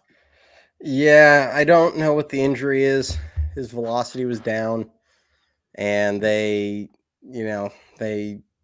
put him on the IL. And as you guys are aware with minor leagues, it's like pulling teeth to find out what an injury is. So haven't heard anything, unfortunately. Wow. I've been trying. German, are you talking about Tyler Murphy or Ryan Murphy? Ryan Murphy's in AA, if that's who you're asking about. So who's pitching? 3.35 ERA. Who's pitching for St. Louis tomorrow in the Rickwood game? Some guy from AAA. Is it really? Yeah. Really, so Giants, the Giants are going to get no runs. Giants are in trouble. They do not hit guys they've never seen, man. Did you see Kyle Hendricks' numbers before he faced the Giants today? They weren't good. Anytime I see Hendricks, I just assume we're going to get no hit. He had like a freaking an 8 ERA. He was horrible. And he comes out and just he pitched a freaking no-hitter for what was that? 5-6 innings? Yeah. He had I've always said, did he have like 8 strikeouts? Yeah. Yeah. You know, I've always said that that Patrick Corbin is the get right pitcher for offenses. The Giants are the get right team for pitchers. That's funny. It's just, yeah. It says, Cody, you should put Giants somewhere in your Dynasty show. Even more people would find you. Yeah. Well, might have to. I mean, I like what you're saying. I like even your Dynasty. That should that should clue people in. I know what he's talking about. And for those of you who don't know, Cody has a YouTube channel. Where is it at here? Right there. Even your Dynasty show. Make sure you guys go over there, subscribe, give him a like. Yeah, we're starting up a new show down in the Dallas market with Bochy. We've already got the Odd Year Dynasty show set up. So we feel like Bochy's going to win it in 23 and 25 and 27 and then call it a night. There you go. That'd be hilarious. Call it a career. Wouldn't that be something? Yeah. Mark, hopefully tomorrow. Nice. We're aiming for tomorrow. Ooh. I gotta coordinate with the other Dan. Before or after the Rickwood game? Yeah, we're gonna figure that one out. I don't know. Maybe last week we tried something different. We were like, hey, let's try going live during like the tail end of a game, and it happened to be the Angels game where they were getting just creamed 8-1. So we went live and we were like, well, this is a dumpster fire. That's funny. Yeah. So hopefully tomorrow I'll work it out with Dan. It'll either be tomorrow or Friday, but I'll put it out pretty. I try and at least go several hours early. I'll try and get the schedule in there so people can see it. Cool. Look at that. Chardal already wants to join your live. You're gonna get the Chardal experience. There you go. Should I say yes? Do you guys? No. No. Wait. Hold on. Give me a minute to think about it. No. Is it going to be a quick boot? Don't even. It's not even. No. God. Have you seen it, man? I think Chardal's been on every YouTube channel in the Bay Area. Well, he tries. That's funny. That's awesome. Yeah, Frank Red. Yes, Will B says, "Go ahead, do it. Everybody needs a top 5 baptism." Oh my gosh! Do I need to? I don't want to know. Just I don't even need to. Just say no. He'll ask you a question, and you'll be in the middle of answering it, and there's another question coming in right behind it, and it's. He get muted. I just keep talking to me like mute. Yeah, and then I'll unmute him. Yeah. Can we message you for direct to get in touch with you? If you want to drop a comment on one of my videos, also you can, if you are on Twitter, X, whatever you want to call it, go ahead and follow me. The handle is right down there at EYD Show. You can send me a message on there. That's probably the best way. Unless you want the world to see it. All right, Dan, what else you got?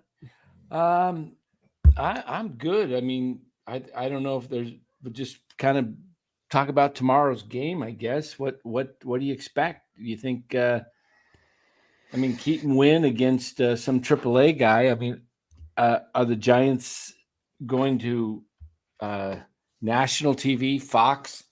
Are they going to show up and have? They need to, man. Show some pride. Game, or are they going to? Thank you. Show some pride of that SF, right? I mean, come on. Not just for at some point, like figure it out. You can't go to Rickwood and get spanked after. No, you can't. And they're both teams are wearing the throwbacks, right? Yeah. What is St. Louis going to wear? I haven't looked at the jerseys they're putting on. Oh man, Then you got wind going tomorrow. I don't know. His Sorry last if you time guys can hear the cat. No, I can't hear it right now. Oh, that's good because he's going at the door again. I was like, great, this again. It's all good. All the free Draco. Yeah, there you go. The things free are gonna pop Draco. in. Yep, absolutely. Yep. There Ryan you says, go. I'm sad, depressed, and angry about the Giants. Ryan, you're young, my friend. What's the meme? Have you guys seen the one that's oh Good god, stuff. it's the I have it right here. It's the like old man on the bench holding the umbrella and it's in the rain over the Giants logo and it says just because I'm mad doesn't mean I stop caring. I haven't seen that one. I want to know, Ryan. I want to know what age did you become a Giants fan? Ryan must be about what, 22, 23? Probably 22, 23, right around there. So did he become a fan like at 12 or 10? When do you really, when I was growing up, we were always competitive, so it's hard. Age 7, I'm 23. So in 16 years of being a fan, Ryan, you've had 3 world championships. It took me as a fan starting in 1968 all the way to 2010. So 42 years, Ryan, I had to wait. So don't get too depressed, okay? Because I was, when you looked at the word depressed, my picture showed up in the dictionary under depressed as a Giants fan growing up. So just giving yourself a little perspective. 16 years ago, you were 7 years old. That would have been 16. We're in 24, so 2008. So 2012 and 14, you really enjoyed those because you were what, 12, 14, let's see, 2014, 9 years ago, you're 23. So yeah, you were am I doing my math right? You were 14. So 12 and 14 is a pretty good age to be walking around I guess you can shove it your Dodger friends' faces and stuff like that. That would be pretty cool. When I was 12 and 14, man, it was rough. Hang in there, man, my friend. I have been through I went through, out of those 42 years, there was only a few good ones. There was 1971 when I was 9. There was 1987. They won a division. 1989, they went to the World Series. 93 was just about as heartbreaking as you could get. They won 103 games and don't even make the playoffs. Last day of the season. That was awful. 97 was fun. 2000 was fun, but they got knocked out in the playoffs in both of those. 02 was just devastating. That was losing tough. game 7. Scott Spezio should never be allowed in San Francisco. Yeah. And that stupid rally monkey. Yes. How about those Thunder Sticks? Yeah. So 10, 12, and 14, I cried the first time in 89 when Robbie Thompson got the ground ball and they threw it to Will Clark to get the last out, winning in game 5 against the Cubs. I was in tears. I was about, that was 89. So yeah, I was like 28. I was like, finally, we're going to the World Series. And then what happens? The earthquake just destroys my first World Series. We literally made the World Series meaningless when they came back. It was just like, how do you get excited for a World Series when your cities are all torn apart and there's a bunch of people that died? Yeah. So then you wait again till 02, and I'm like, 02, we got this. I'm rejoicing, man. I'm jumping up and down in my basement in Connecticut. 6, 7 outs to go. We're up 5-0. I'm like, we're gonna win the World Series. We're gonna win. I gotta show you my face here because I don't watch the camera too much because my eyes are getting too digital. So, but I'm like, we're gonna win the World Series, and then all of a sudden, 3-run homer, and then it's okay. We're still 5-3. I'm still feeling good. and then it's more. And then it's like, oh my goodness, we're going to lose this game. And then game 7, you're like, geez. But you know what? I was still like Robert Rothberg. We're going to do it. We're going to do it, and it didn't happen. So 2010, man, was like 2010, 12, and 14. You know what? I'm full. I'm good. I want them to win more. But that's why I'm okay with them rebuilding. Because what are you shooting for? Rebuild it and be competitive. Be a team that's like the Orioles and the Astros were and the Braves and teams that, the Dodgers, that every year they're going to win 90 plus, and they're going to be in the playoffs. And then, so that's why I'm not all excited about this anymore, about watching this team. I'd be, you know what? I'm totally fine with them losing, because the more they lose, Farhan can get the heck out of here. Yeah. Because you know what, guys? I'm in reality. I've lived through 50 plus years, 54 years as a Giants fan. Okay. I know this team is not that good.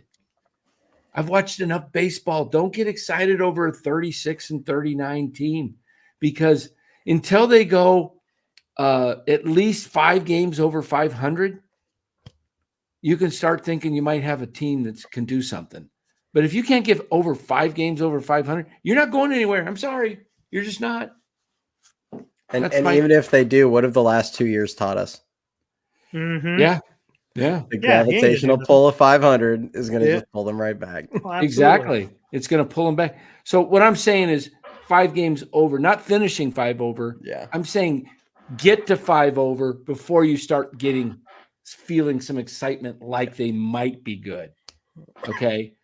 But with this group, I'm telling you, this group doesn't have it. It's not a group that is designed.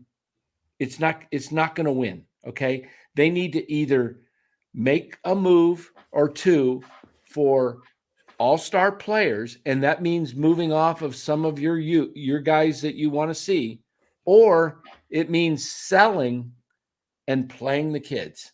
And if you play the kids, I really think that's the right way to go, because if we look at statistics, we looked at Willie Mays' last night. He was a freak, man, an aberration. The guy hit till he was 39. But look at today's game. It's a younger man's game today. It really is. It's a game between 22 and 32. Okay, that 10-year group. And your prime's right about 27, 28 years of age. And because guys are facing more difficult things and they're getting paid so much bucks, you know why Willie Mays charged every ball on a ball hit to center field like, it was the winning run was going to score in the bottom of the 9th? That's how he played. Willie Mays used to pass out for a day or two of heat exhaustion because he played so doggone hard. Because guys had contracts, 1-year contracts. Mm-hmm. They constantly had to re-sign. These guys getting 8, 10-year contracts, what's the big deal? It's guaranteed. It's not like football, the NFL. So these guys, telling you, I keep my young guys, and I keep replenishing them. I keep them. You want a group of stars like Ramos is 24. Okay, you build up enough guys. You get enough guys that are on their full cylinder, 24. Then you go and get them till 28 to 30. Let them hit free agency at 31. You know what? Let them go. Because I'm telling you, Trey Turner, 10 years, that's going to smell bad in a couple years. Aaron Judge, I would have done it for Judge just because he's something else and he's a show. He's special. He's special, yeah. I do it for Soto because he's 25. But these guys like Trey Turner, Xander Bogaerts, These guys getting big fat contracts, 10-year contracts till they're four. Forget it. You saw what happened with Pujols. Mhm. It's a young man's game. These guys are fading. And I think you can honestly, you could do, and I know we talk so much about not straddling the middle, but I think they could do, that there are players out there that you could go after that are young star caliber players that you can make a move while also trying to move off a few of these older guys on the team. I brought up Bichette earlier. He's 26 years old. You can go get a guy like him and then also move some of these guys like Conforto or Yaz or whatever and move to Matos. And will you win this season? I mean, the league, the National League sucks. You just might, but probably not. And that's okay. Like if you get these guys set up to succeed in 2025, Matos, you play him today, he might not be the best player. And this is the thing I always hear. They're like, well, he's not ready to be better than Conforto or Yaz or whatever. Well, first of all, we don't know that. Second of all, he might not be the best player on June 19th, but he might be the best player on August 19th if you let him play every day. Right. And he probably gives you the best chance on opening day of 2025 if he gets to be up here and get 300 plus plate appearances or whatever the rest of the season. Like, he's probably going to give you a better chance going into next season. Yeah, It's just things like that. Exactly. I mean, you can buy a star, extend him, and set yourself up for the next to really try and start competing maybe as soon as next season. And maybe, a guy like that helps you scratch into that last wild card spot this season. And, cool. But really the focus should be on 2025 and beyond, in my opinion. Absolutely. I mean, just imagine if they would have done this last year, started this. You look at Farhan, he didn't even realize he had a center fielder in Ramos, and he went out and paid $19 million a year for Jung-Hoo Lee, who's not going to hit you ever 8 homers or more. Jung-Hoo Lee, and now that he's had a second shoulder surgery off of his shoulder that gives him the most, that gives him that power, he's going to have to be punching Judy all the more. And I think he actually could be successful as a line drive. He could be, yeah. He 300 hitter, I think. I like Jung-Hoo Lee. I said I thought he looked like he had batting title potential in him. In fact, I went as far as say I think he'll win a batting title at some point in his career. But I didn't expect it this year or next year, but maybe year 3 or 4 with the Giants, he might. Yeah. Once he really figures out the game, I think he could be batting. He could be a 320 type hitter. But what are you talking about, Ramos? Yeah, I don't understand that either. What are you even talking about? He wasn't great. He was okay. Yeah. No, he said he had what he says right here. He says, I was super wrong about Lee. What, like really wrong? Like what? That he was great. Did I say he was hurt. great? I mean, he might have been the guy. Ramos said he was great. I said I'm on record. Go look at the tape. I said I think he'll win a batting title. You have the receipts. When we first got Lee, you were against it. I was against the 19 million. This is what he says. Come on, Dan. Lee was great. See those numbers right there, Ramos? That's not great. That's okay, but that's not great. On 262. He was holding his own average. Through the adjustment. He had a 310. His OPS plus was 89. That's a good. That's not even all-star potential right there. Yes, exactly. Yeah. It's not great. So don't give me this crap, Ramos. I did say that after I saw him play, I said I think he will win a batting title at some point in his career. So how can you say he's not there now and he's not going to be there next year? I don't think. I think he's unfortunately lost he lost the whole year. That's what he did. Lost a whole year, which is really tough for a guy coming from, he does a good job of practicing with a purpose. So, the one thing I will give him is having seen Major League pitching now. It's not the same as if he would have played the whole season, but Right. But he It has could an help idea now. him. He's got Yeah, it could help him take a step next season if he's healthy and everything. Yeah. Yeah. I just don't think I would have felt really good about him I next don't year. think. if I he think. played at I all. don't think he's a $19 million player. No, not right now. But that's free agency. You got. I mean, if you're going to go Yeah. get guys, you're going to overpay. But I'm not I gonna. just I'm wish not they gonna. would- I'm not gonna get all over Farhan for No. The one thing about Farhan I've gotten over on him is he doesn't spend enough and go out and get his guy. Then he goes out and spends more. He spends more on the wrong guys as far as overpaying. Okay, Ramos, tell us how was that a damn good signing? Because when you're saying damn good, think about the adjectives you're using. You're making it sound like this guy is going to be a perennial all-star. So what do you mean by damn good? Yeah, we said this right here on the show that the first year is going to be a struggle because this is the first time he is going to be playing at the MLB level. You don't know what to expect. Okay. Second year, we thought it's going to be better, but come on, damn good signing. I don't know about damn good.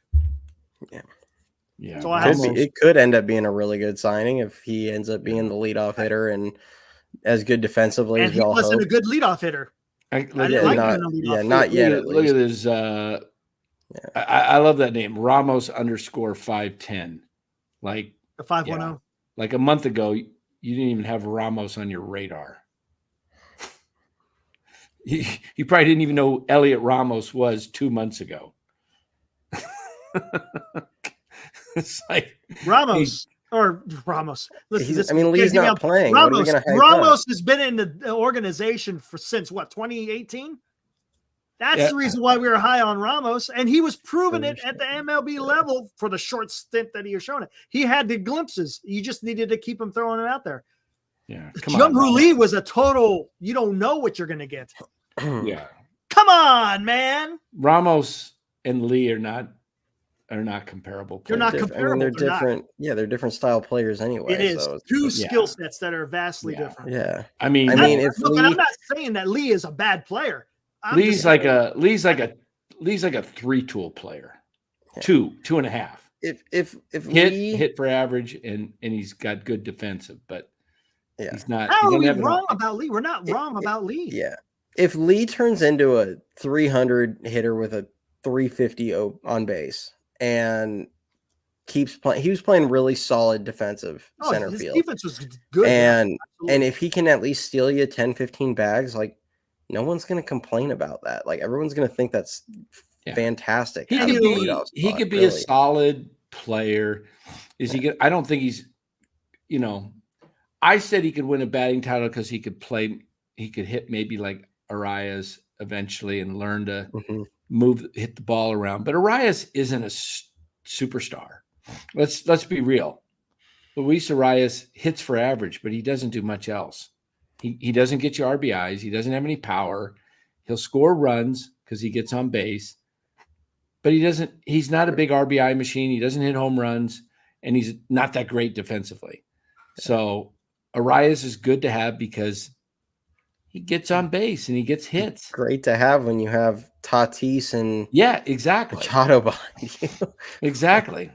So I want. How are they hyping a guy that fits their agenda and not? Hold on, I'm getting there now. I'm gonna. Yep. Lee is 25 years old. Like it's not that he doesn't fit the agenda. It's Elliot. He's Ramos, trying to say that we're pushing Ramos because we've been saying Ramos for the whole time. That's not right. Okay, I'm like that's why I'm like I don't see where I'll say Ramos. I mean, the dude was hitting 3 days ago. He was hitting like 330. With 9 home runs. Like Ramos, you want to come in here and have a chat where you don't have to type and you can just voice your this is perfect. Imagine this, Ramos. I just asked him. Ramos. You want to come in? You want to come in, Ramos? Hold on. Bring them in. I love having guys. Yeah. Hold on. Let me do this. They don't have to read their. They have to sit there and type, and they only have so many digits. They can't get all their thoughts out. Yeah, if he wants to come in. Yeah. Here, let me bring this up. What do you think about that there, Ramos? Huh? Exactly amount of same games right there. So why do you think we're hyping up Ramos? Look at the plate appearances. Hey, look at that. Yeah. same amount of games, almost identical plate appearances. So you tell me, Ramos, why do you think we're high on Ramos?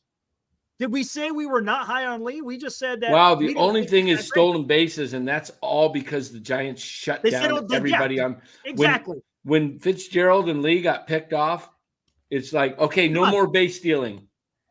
Yep. Come on, Ramos. So what do you have to say? You're saying that Lee is damn good. And you say that we're picking Ramos over Lee because it fits an agenda. It's not fitting an agenda, Ramos. Come on, man. Think. That's all I'm asking you. That is, even if the average goes down, look at the OPS difference. Come on. Ramos's agent should take a look at that. Ramos' agent should take a look at that and go right to Farhan and say, "Look, 100%. I don't need 19 million, but let's settle for. I'll take 15 million right now for 5 years." Would you guys, if you could go, because he's got 6 years of he has 6 more years because they're gonna have 3 pre-arb seasons and 3 arbitration because of when he got called up. Would you guys hand him, seeing what you're seeing, like towards the end of the year, would you hand him what would it be, like 8 for 120 million? I'd wait till next year. You got more time. Yeah. I wanted to see what you guys would have thought. Dude. Look at that, man. You make no damn sense, man. He knows it. He's not coming in. That's why he's not even acknowledging the numbers I got up there. He's not gonna see. Weasels like that. I just don't. Gosh, man. Ramos, I've liked the Lee signing from the beginning. I think he's going to be a solid player, but we can't compare what he and Ramos are doing here. You can't do it. And it's Ramos not fitting a damn agenda. We said this before they even became great. We just saw, hey, got to give this guy a chance. We think. Okay, you know what? Lee cooled off. I don't. Now you're backtracking, dude. Now he's in a timeout. I just can't take trolls. Well, hold on. He said something. He said something about Lee. He said, Dan, admit it. You're wrong. You can't. He said Lee cooled off. He just wants to argue. I don't. When you see, there's no argument. I'm just not. I'm not going to put up with guys that just want to argue for the sake of arguing. Yeah, he has no leg to stand on, so he's in a 5-minute timeout. It's not just that he cooled off. Dang, look at the same games, plate appearances. Look at that. I can't believe it. I brought up Saturday. I figured they're going to be close, but it's damn near identical. He's what? Let's see. By OPS plus, he is. I'm trying to do the math. Almost really 100. He's 88% better. Can you send me that? Somebody said I'm going to tweet that out. I'm going to put that out. I'm going to say I'm going to tweet that out and say. Well, no, because there's no point. I'm not trying to make an argument about Jung-Hoo Lee. No, I'm not either. I'm going to point out Ramos' agent should be demanding money. Oh, I see what you're saying. Gotcha. Yeah, but the only way you're going to do that is if you go buy out our beers. That's why I'm saying, like, I was curious if you'd be willing to try and buy out 2 of his free agent years. That would take him to 30. He's 24. It'd probably take him to 32, I'm guessing, because it would be 8 years at that point, because you still have 6 years of control of them. I might do that at the end of this year. Yeah. I might if he keeps doing what he's doing, like if he does what he does, if he ends up at 277, 24 homers and 87 RBIs, yeah, I'd see if you could get him, because if you could, and he might laugh at you, but you're also paying him a lot of money up front, where he'd only have been making 800,000 a year or whatever, 700,000, and suddenly he's getting 15 million. I mean, he might be like, all right, I'll take a little less on the back end. It might be a lot less on the back end if he plays like this for years, but right. Yeah, early. It's been a month. His numbers are up there with Judge right now. Yeah, and he's not going to keep this.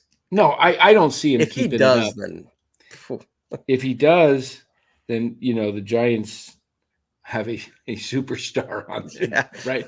Exactly. Oh man. I just like the quality of his at bats. Even he's had a couple games, but he's not chasing a ton. He's still making pitches. He's just missing. I mean, he the at bat where he ended up getting the ground ball up the middle that he the wild throw coming from, when they tried to turn two, Swanson threw it high, which, part of that is Ramos moves well and put pressure on the play. But like, I think it was the pitch prior to that, Hendricks hung a curveball to him and he fouled it back. And it's like, Ramos is going to sit here all night thinking about that. Oh yeah. He just missed it. Yeah. I mean, it was right there at like, it was right letters, just below the letters. But he's pitching good pitches to swing at. And yeah, the batting average on balls in play isn't going to be sustainable more than likely. He's not going to hit 430 on those all season. But, if he can get his strikeout percentage down a couple percent, and then that's going to probably go down, he's going to end up right around where Dan said, like 280. And if you do it with a lot of power. Yeah. You hit 280. I mean, you hit 280 player. And have power. You're talking, those are the guys that make 25 plus million a year. Yeah. I would love if they could get, this team desperately needs like a true number 3 hitter. I mean, they need true number 2, 3, 4, whatever down the line.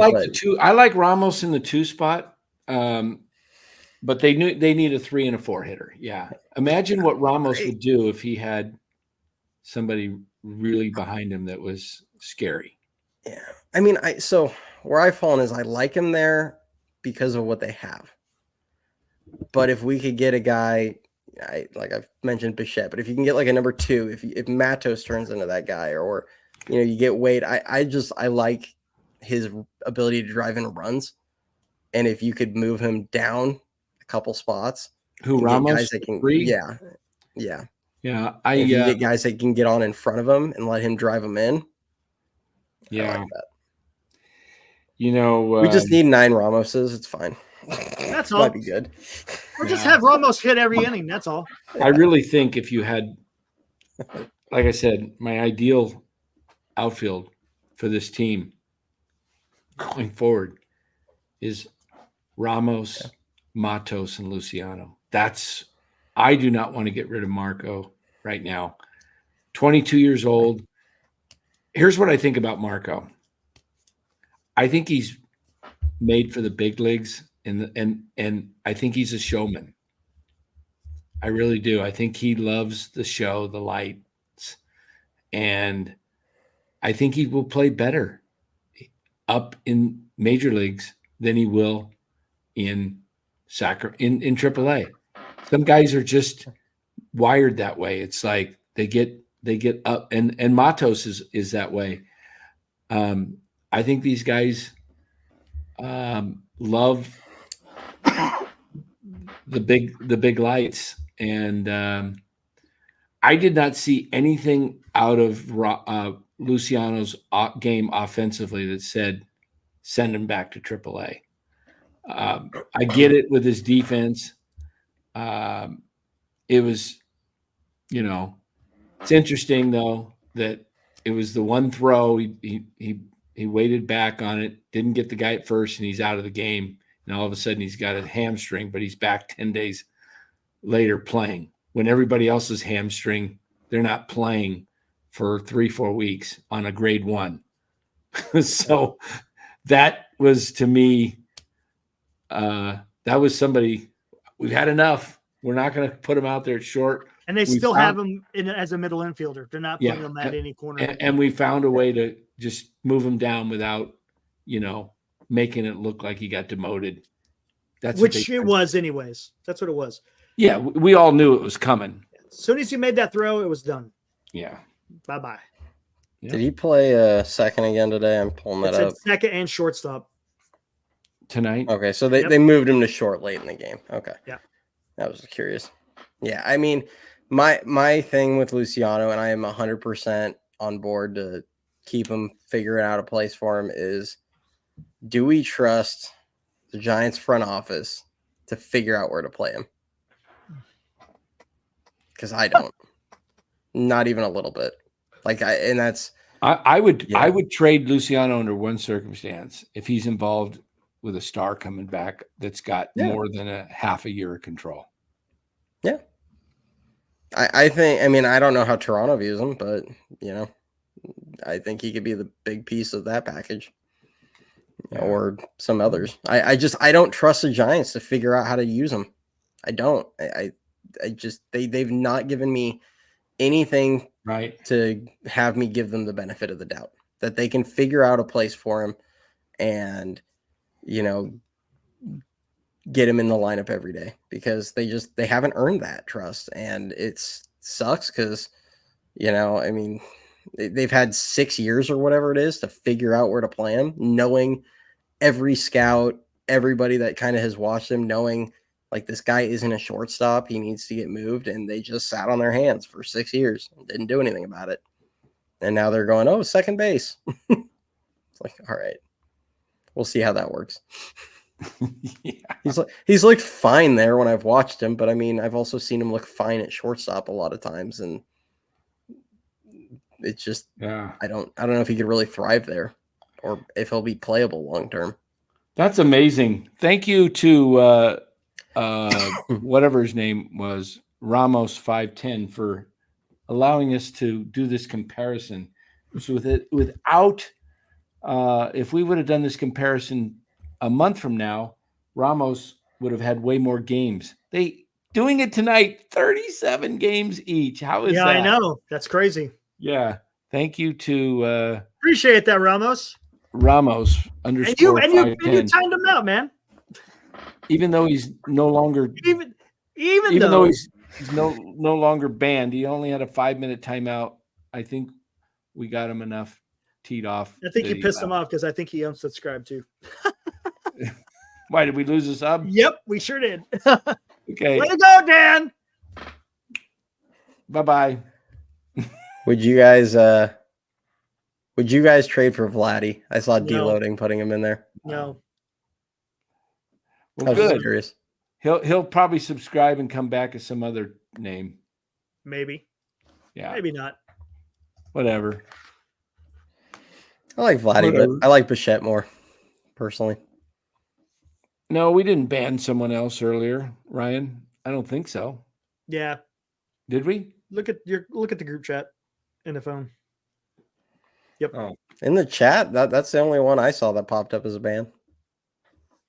Was Ramos. Well, sometimes even when you time them out, it says you're banned. So. Oh, gotcha. Okay, hold on. All right.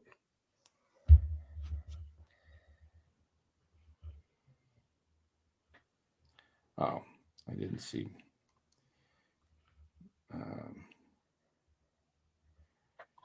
Matthew, if you're still there, I didn't see that.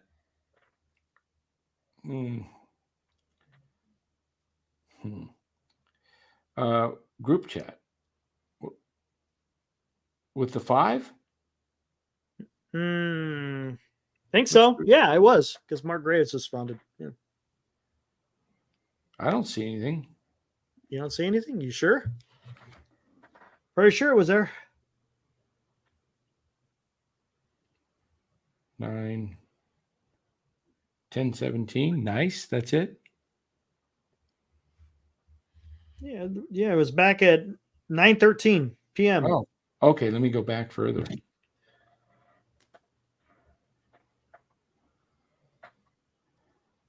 $9:13.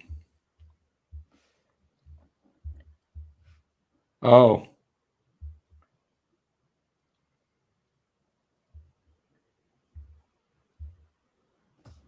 Oh, okay. Okay. Yeah. Oh, the guy. Okay. Gotcha. That's cool. He's thinking, Ryan's thinking of somebody else. Yeah. It's all good. All right. We're about ready to close this down. Yeah, we are ready to close it out. Thanks to Cody from Even Year Dynasty Show.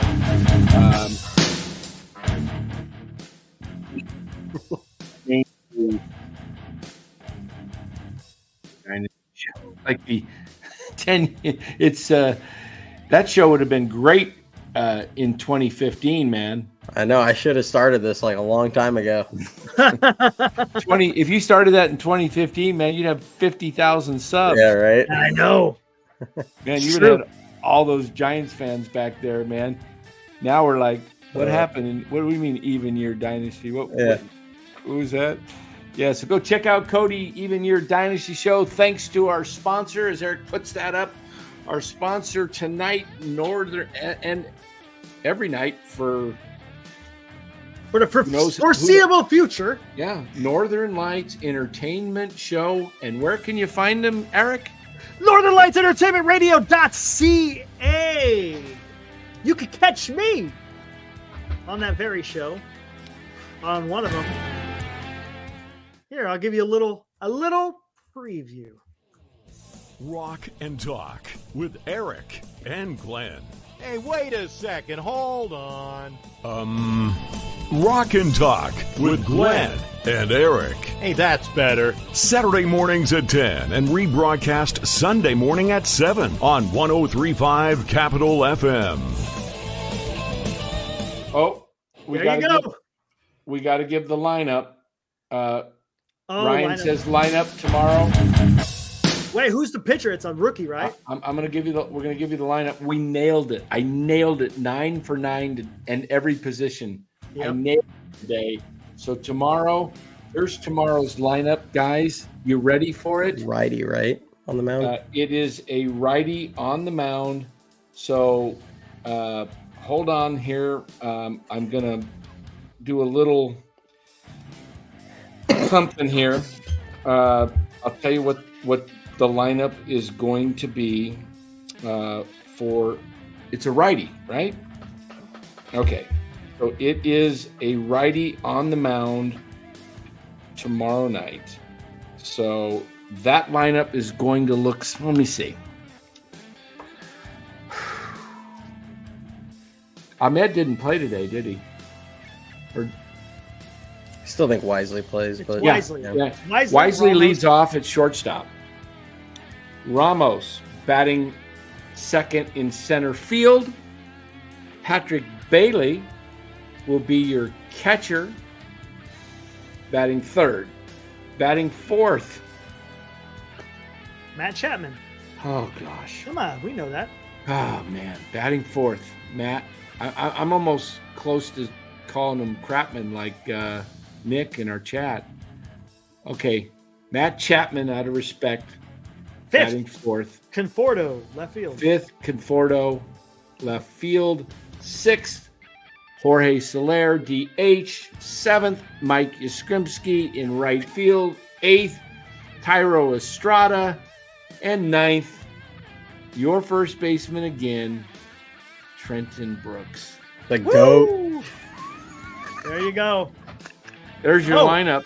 And by the way, guys, I don't know if you guys thought about this.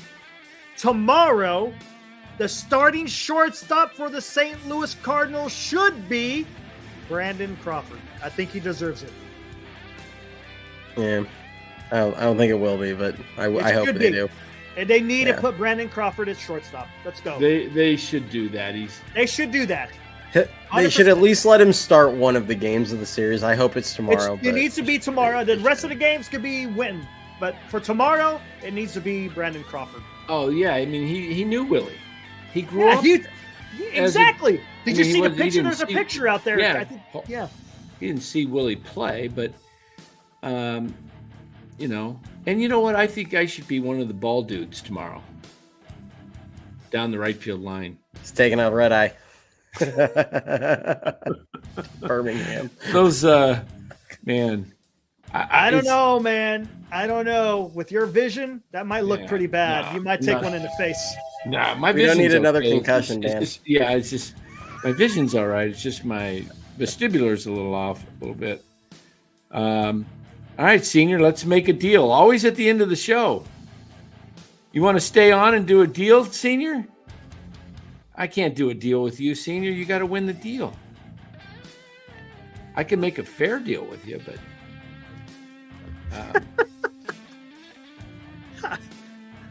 yeah. So anyway, tomorrow night, guys. Game time is what? Let me look. What's tomorrow's game time? I think Thursday, it's like 4 o'clock. Oh, 4:15. Yeah. All right. So we'll come on at 8:30 again. Yeah. We'll let everybody that way everybody can watch. I don't know, man. Maybe we should come on right after the game since it's I don't know. What do you think? I don't think. You think? I don't know. I guess it doesn't matter. Hold on here. Let me. I guess it all depends on how that game transpires. And I think people want to watch the post game on Fox and just kind of, we I come think on. a lot of people are going to want to talk about it because I think there's going to be some heavy moments during that game. That's what I'm guessing. That's just a guess. Yeah, 7:30. I think if we come on at 7:30, we don't get. We're kind of known for 8:30. Yeah. Yeah. Let everybody do the thing, and then we'll come on at 8:30. We good? Yep. All right, guys. Let's get out of here. Thanks for joining. We'll see you tomorrow night, 8:30. And I will be wearing a Giants hat tomorrow night, win or lose. Yes. hopefully they just. Here we go. I will bring this hat probably out this weekend. I have a feeling, though. I have a feeling this hat will be worn during the St. Bloody Louis. crap. This will be worn And Saturday or Sunday. Yeah. Yep. Exactly. Maybe both. What's that? I said maybe both. Yeah, maybe both. Okay. All right, guys. Have a good one. For Cody and Eric, Dan saying so long. Ooh, here's our agenda.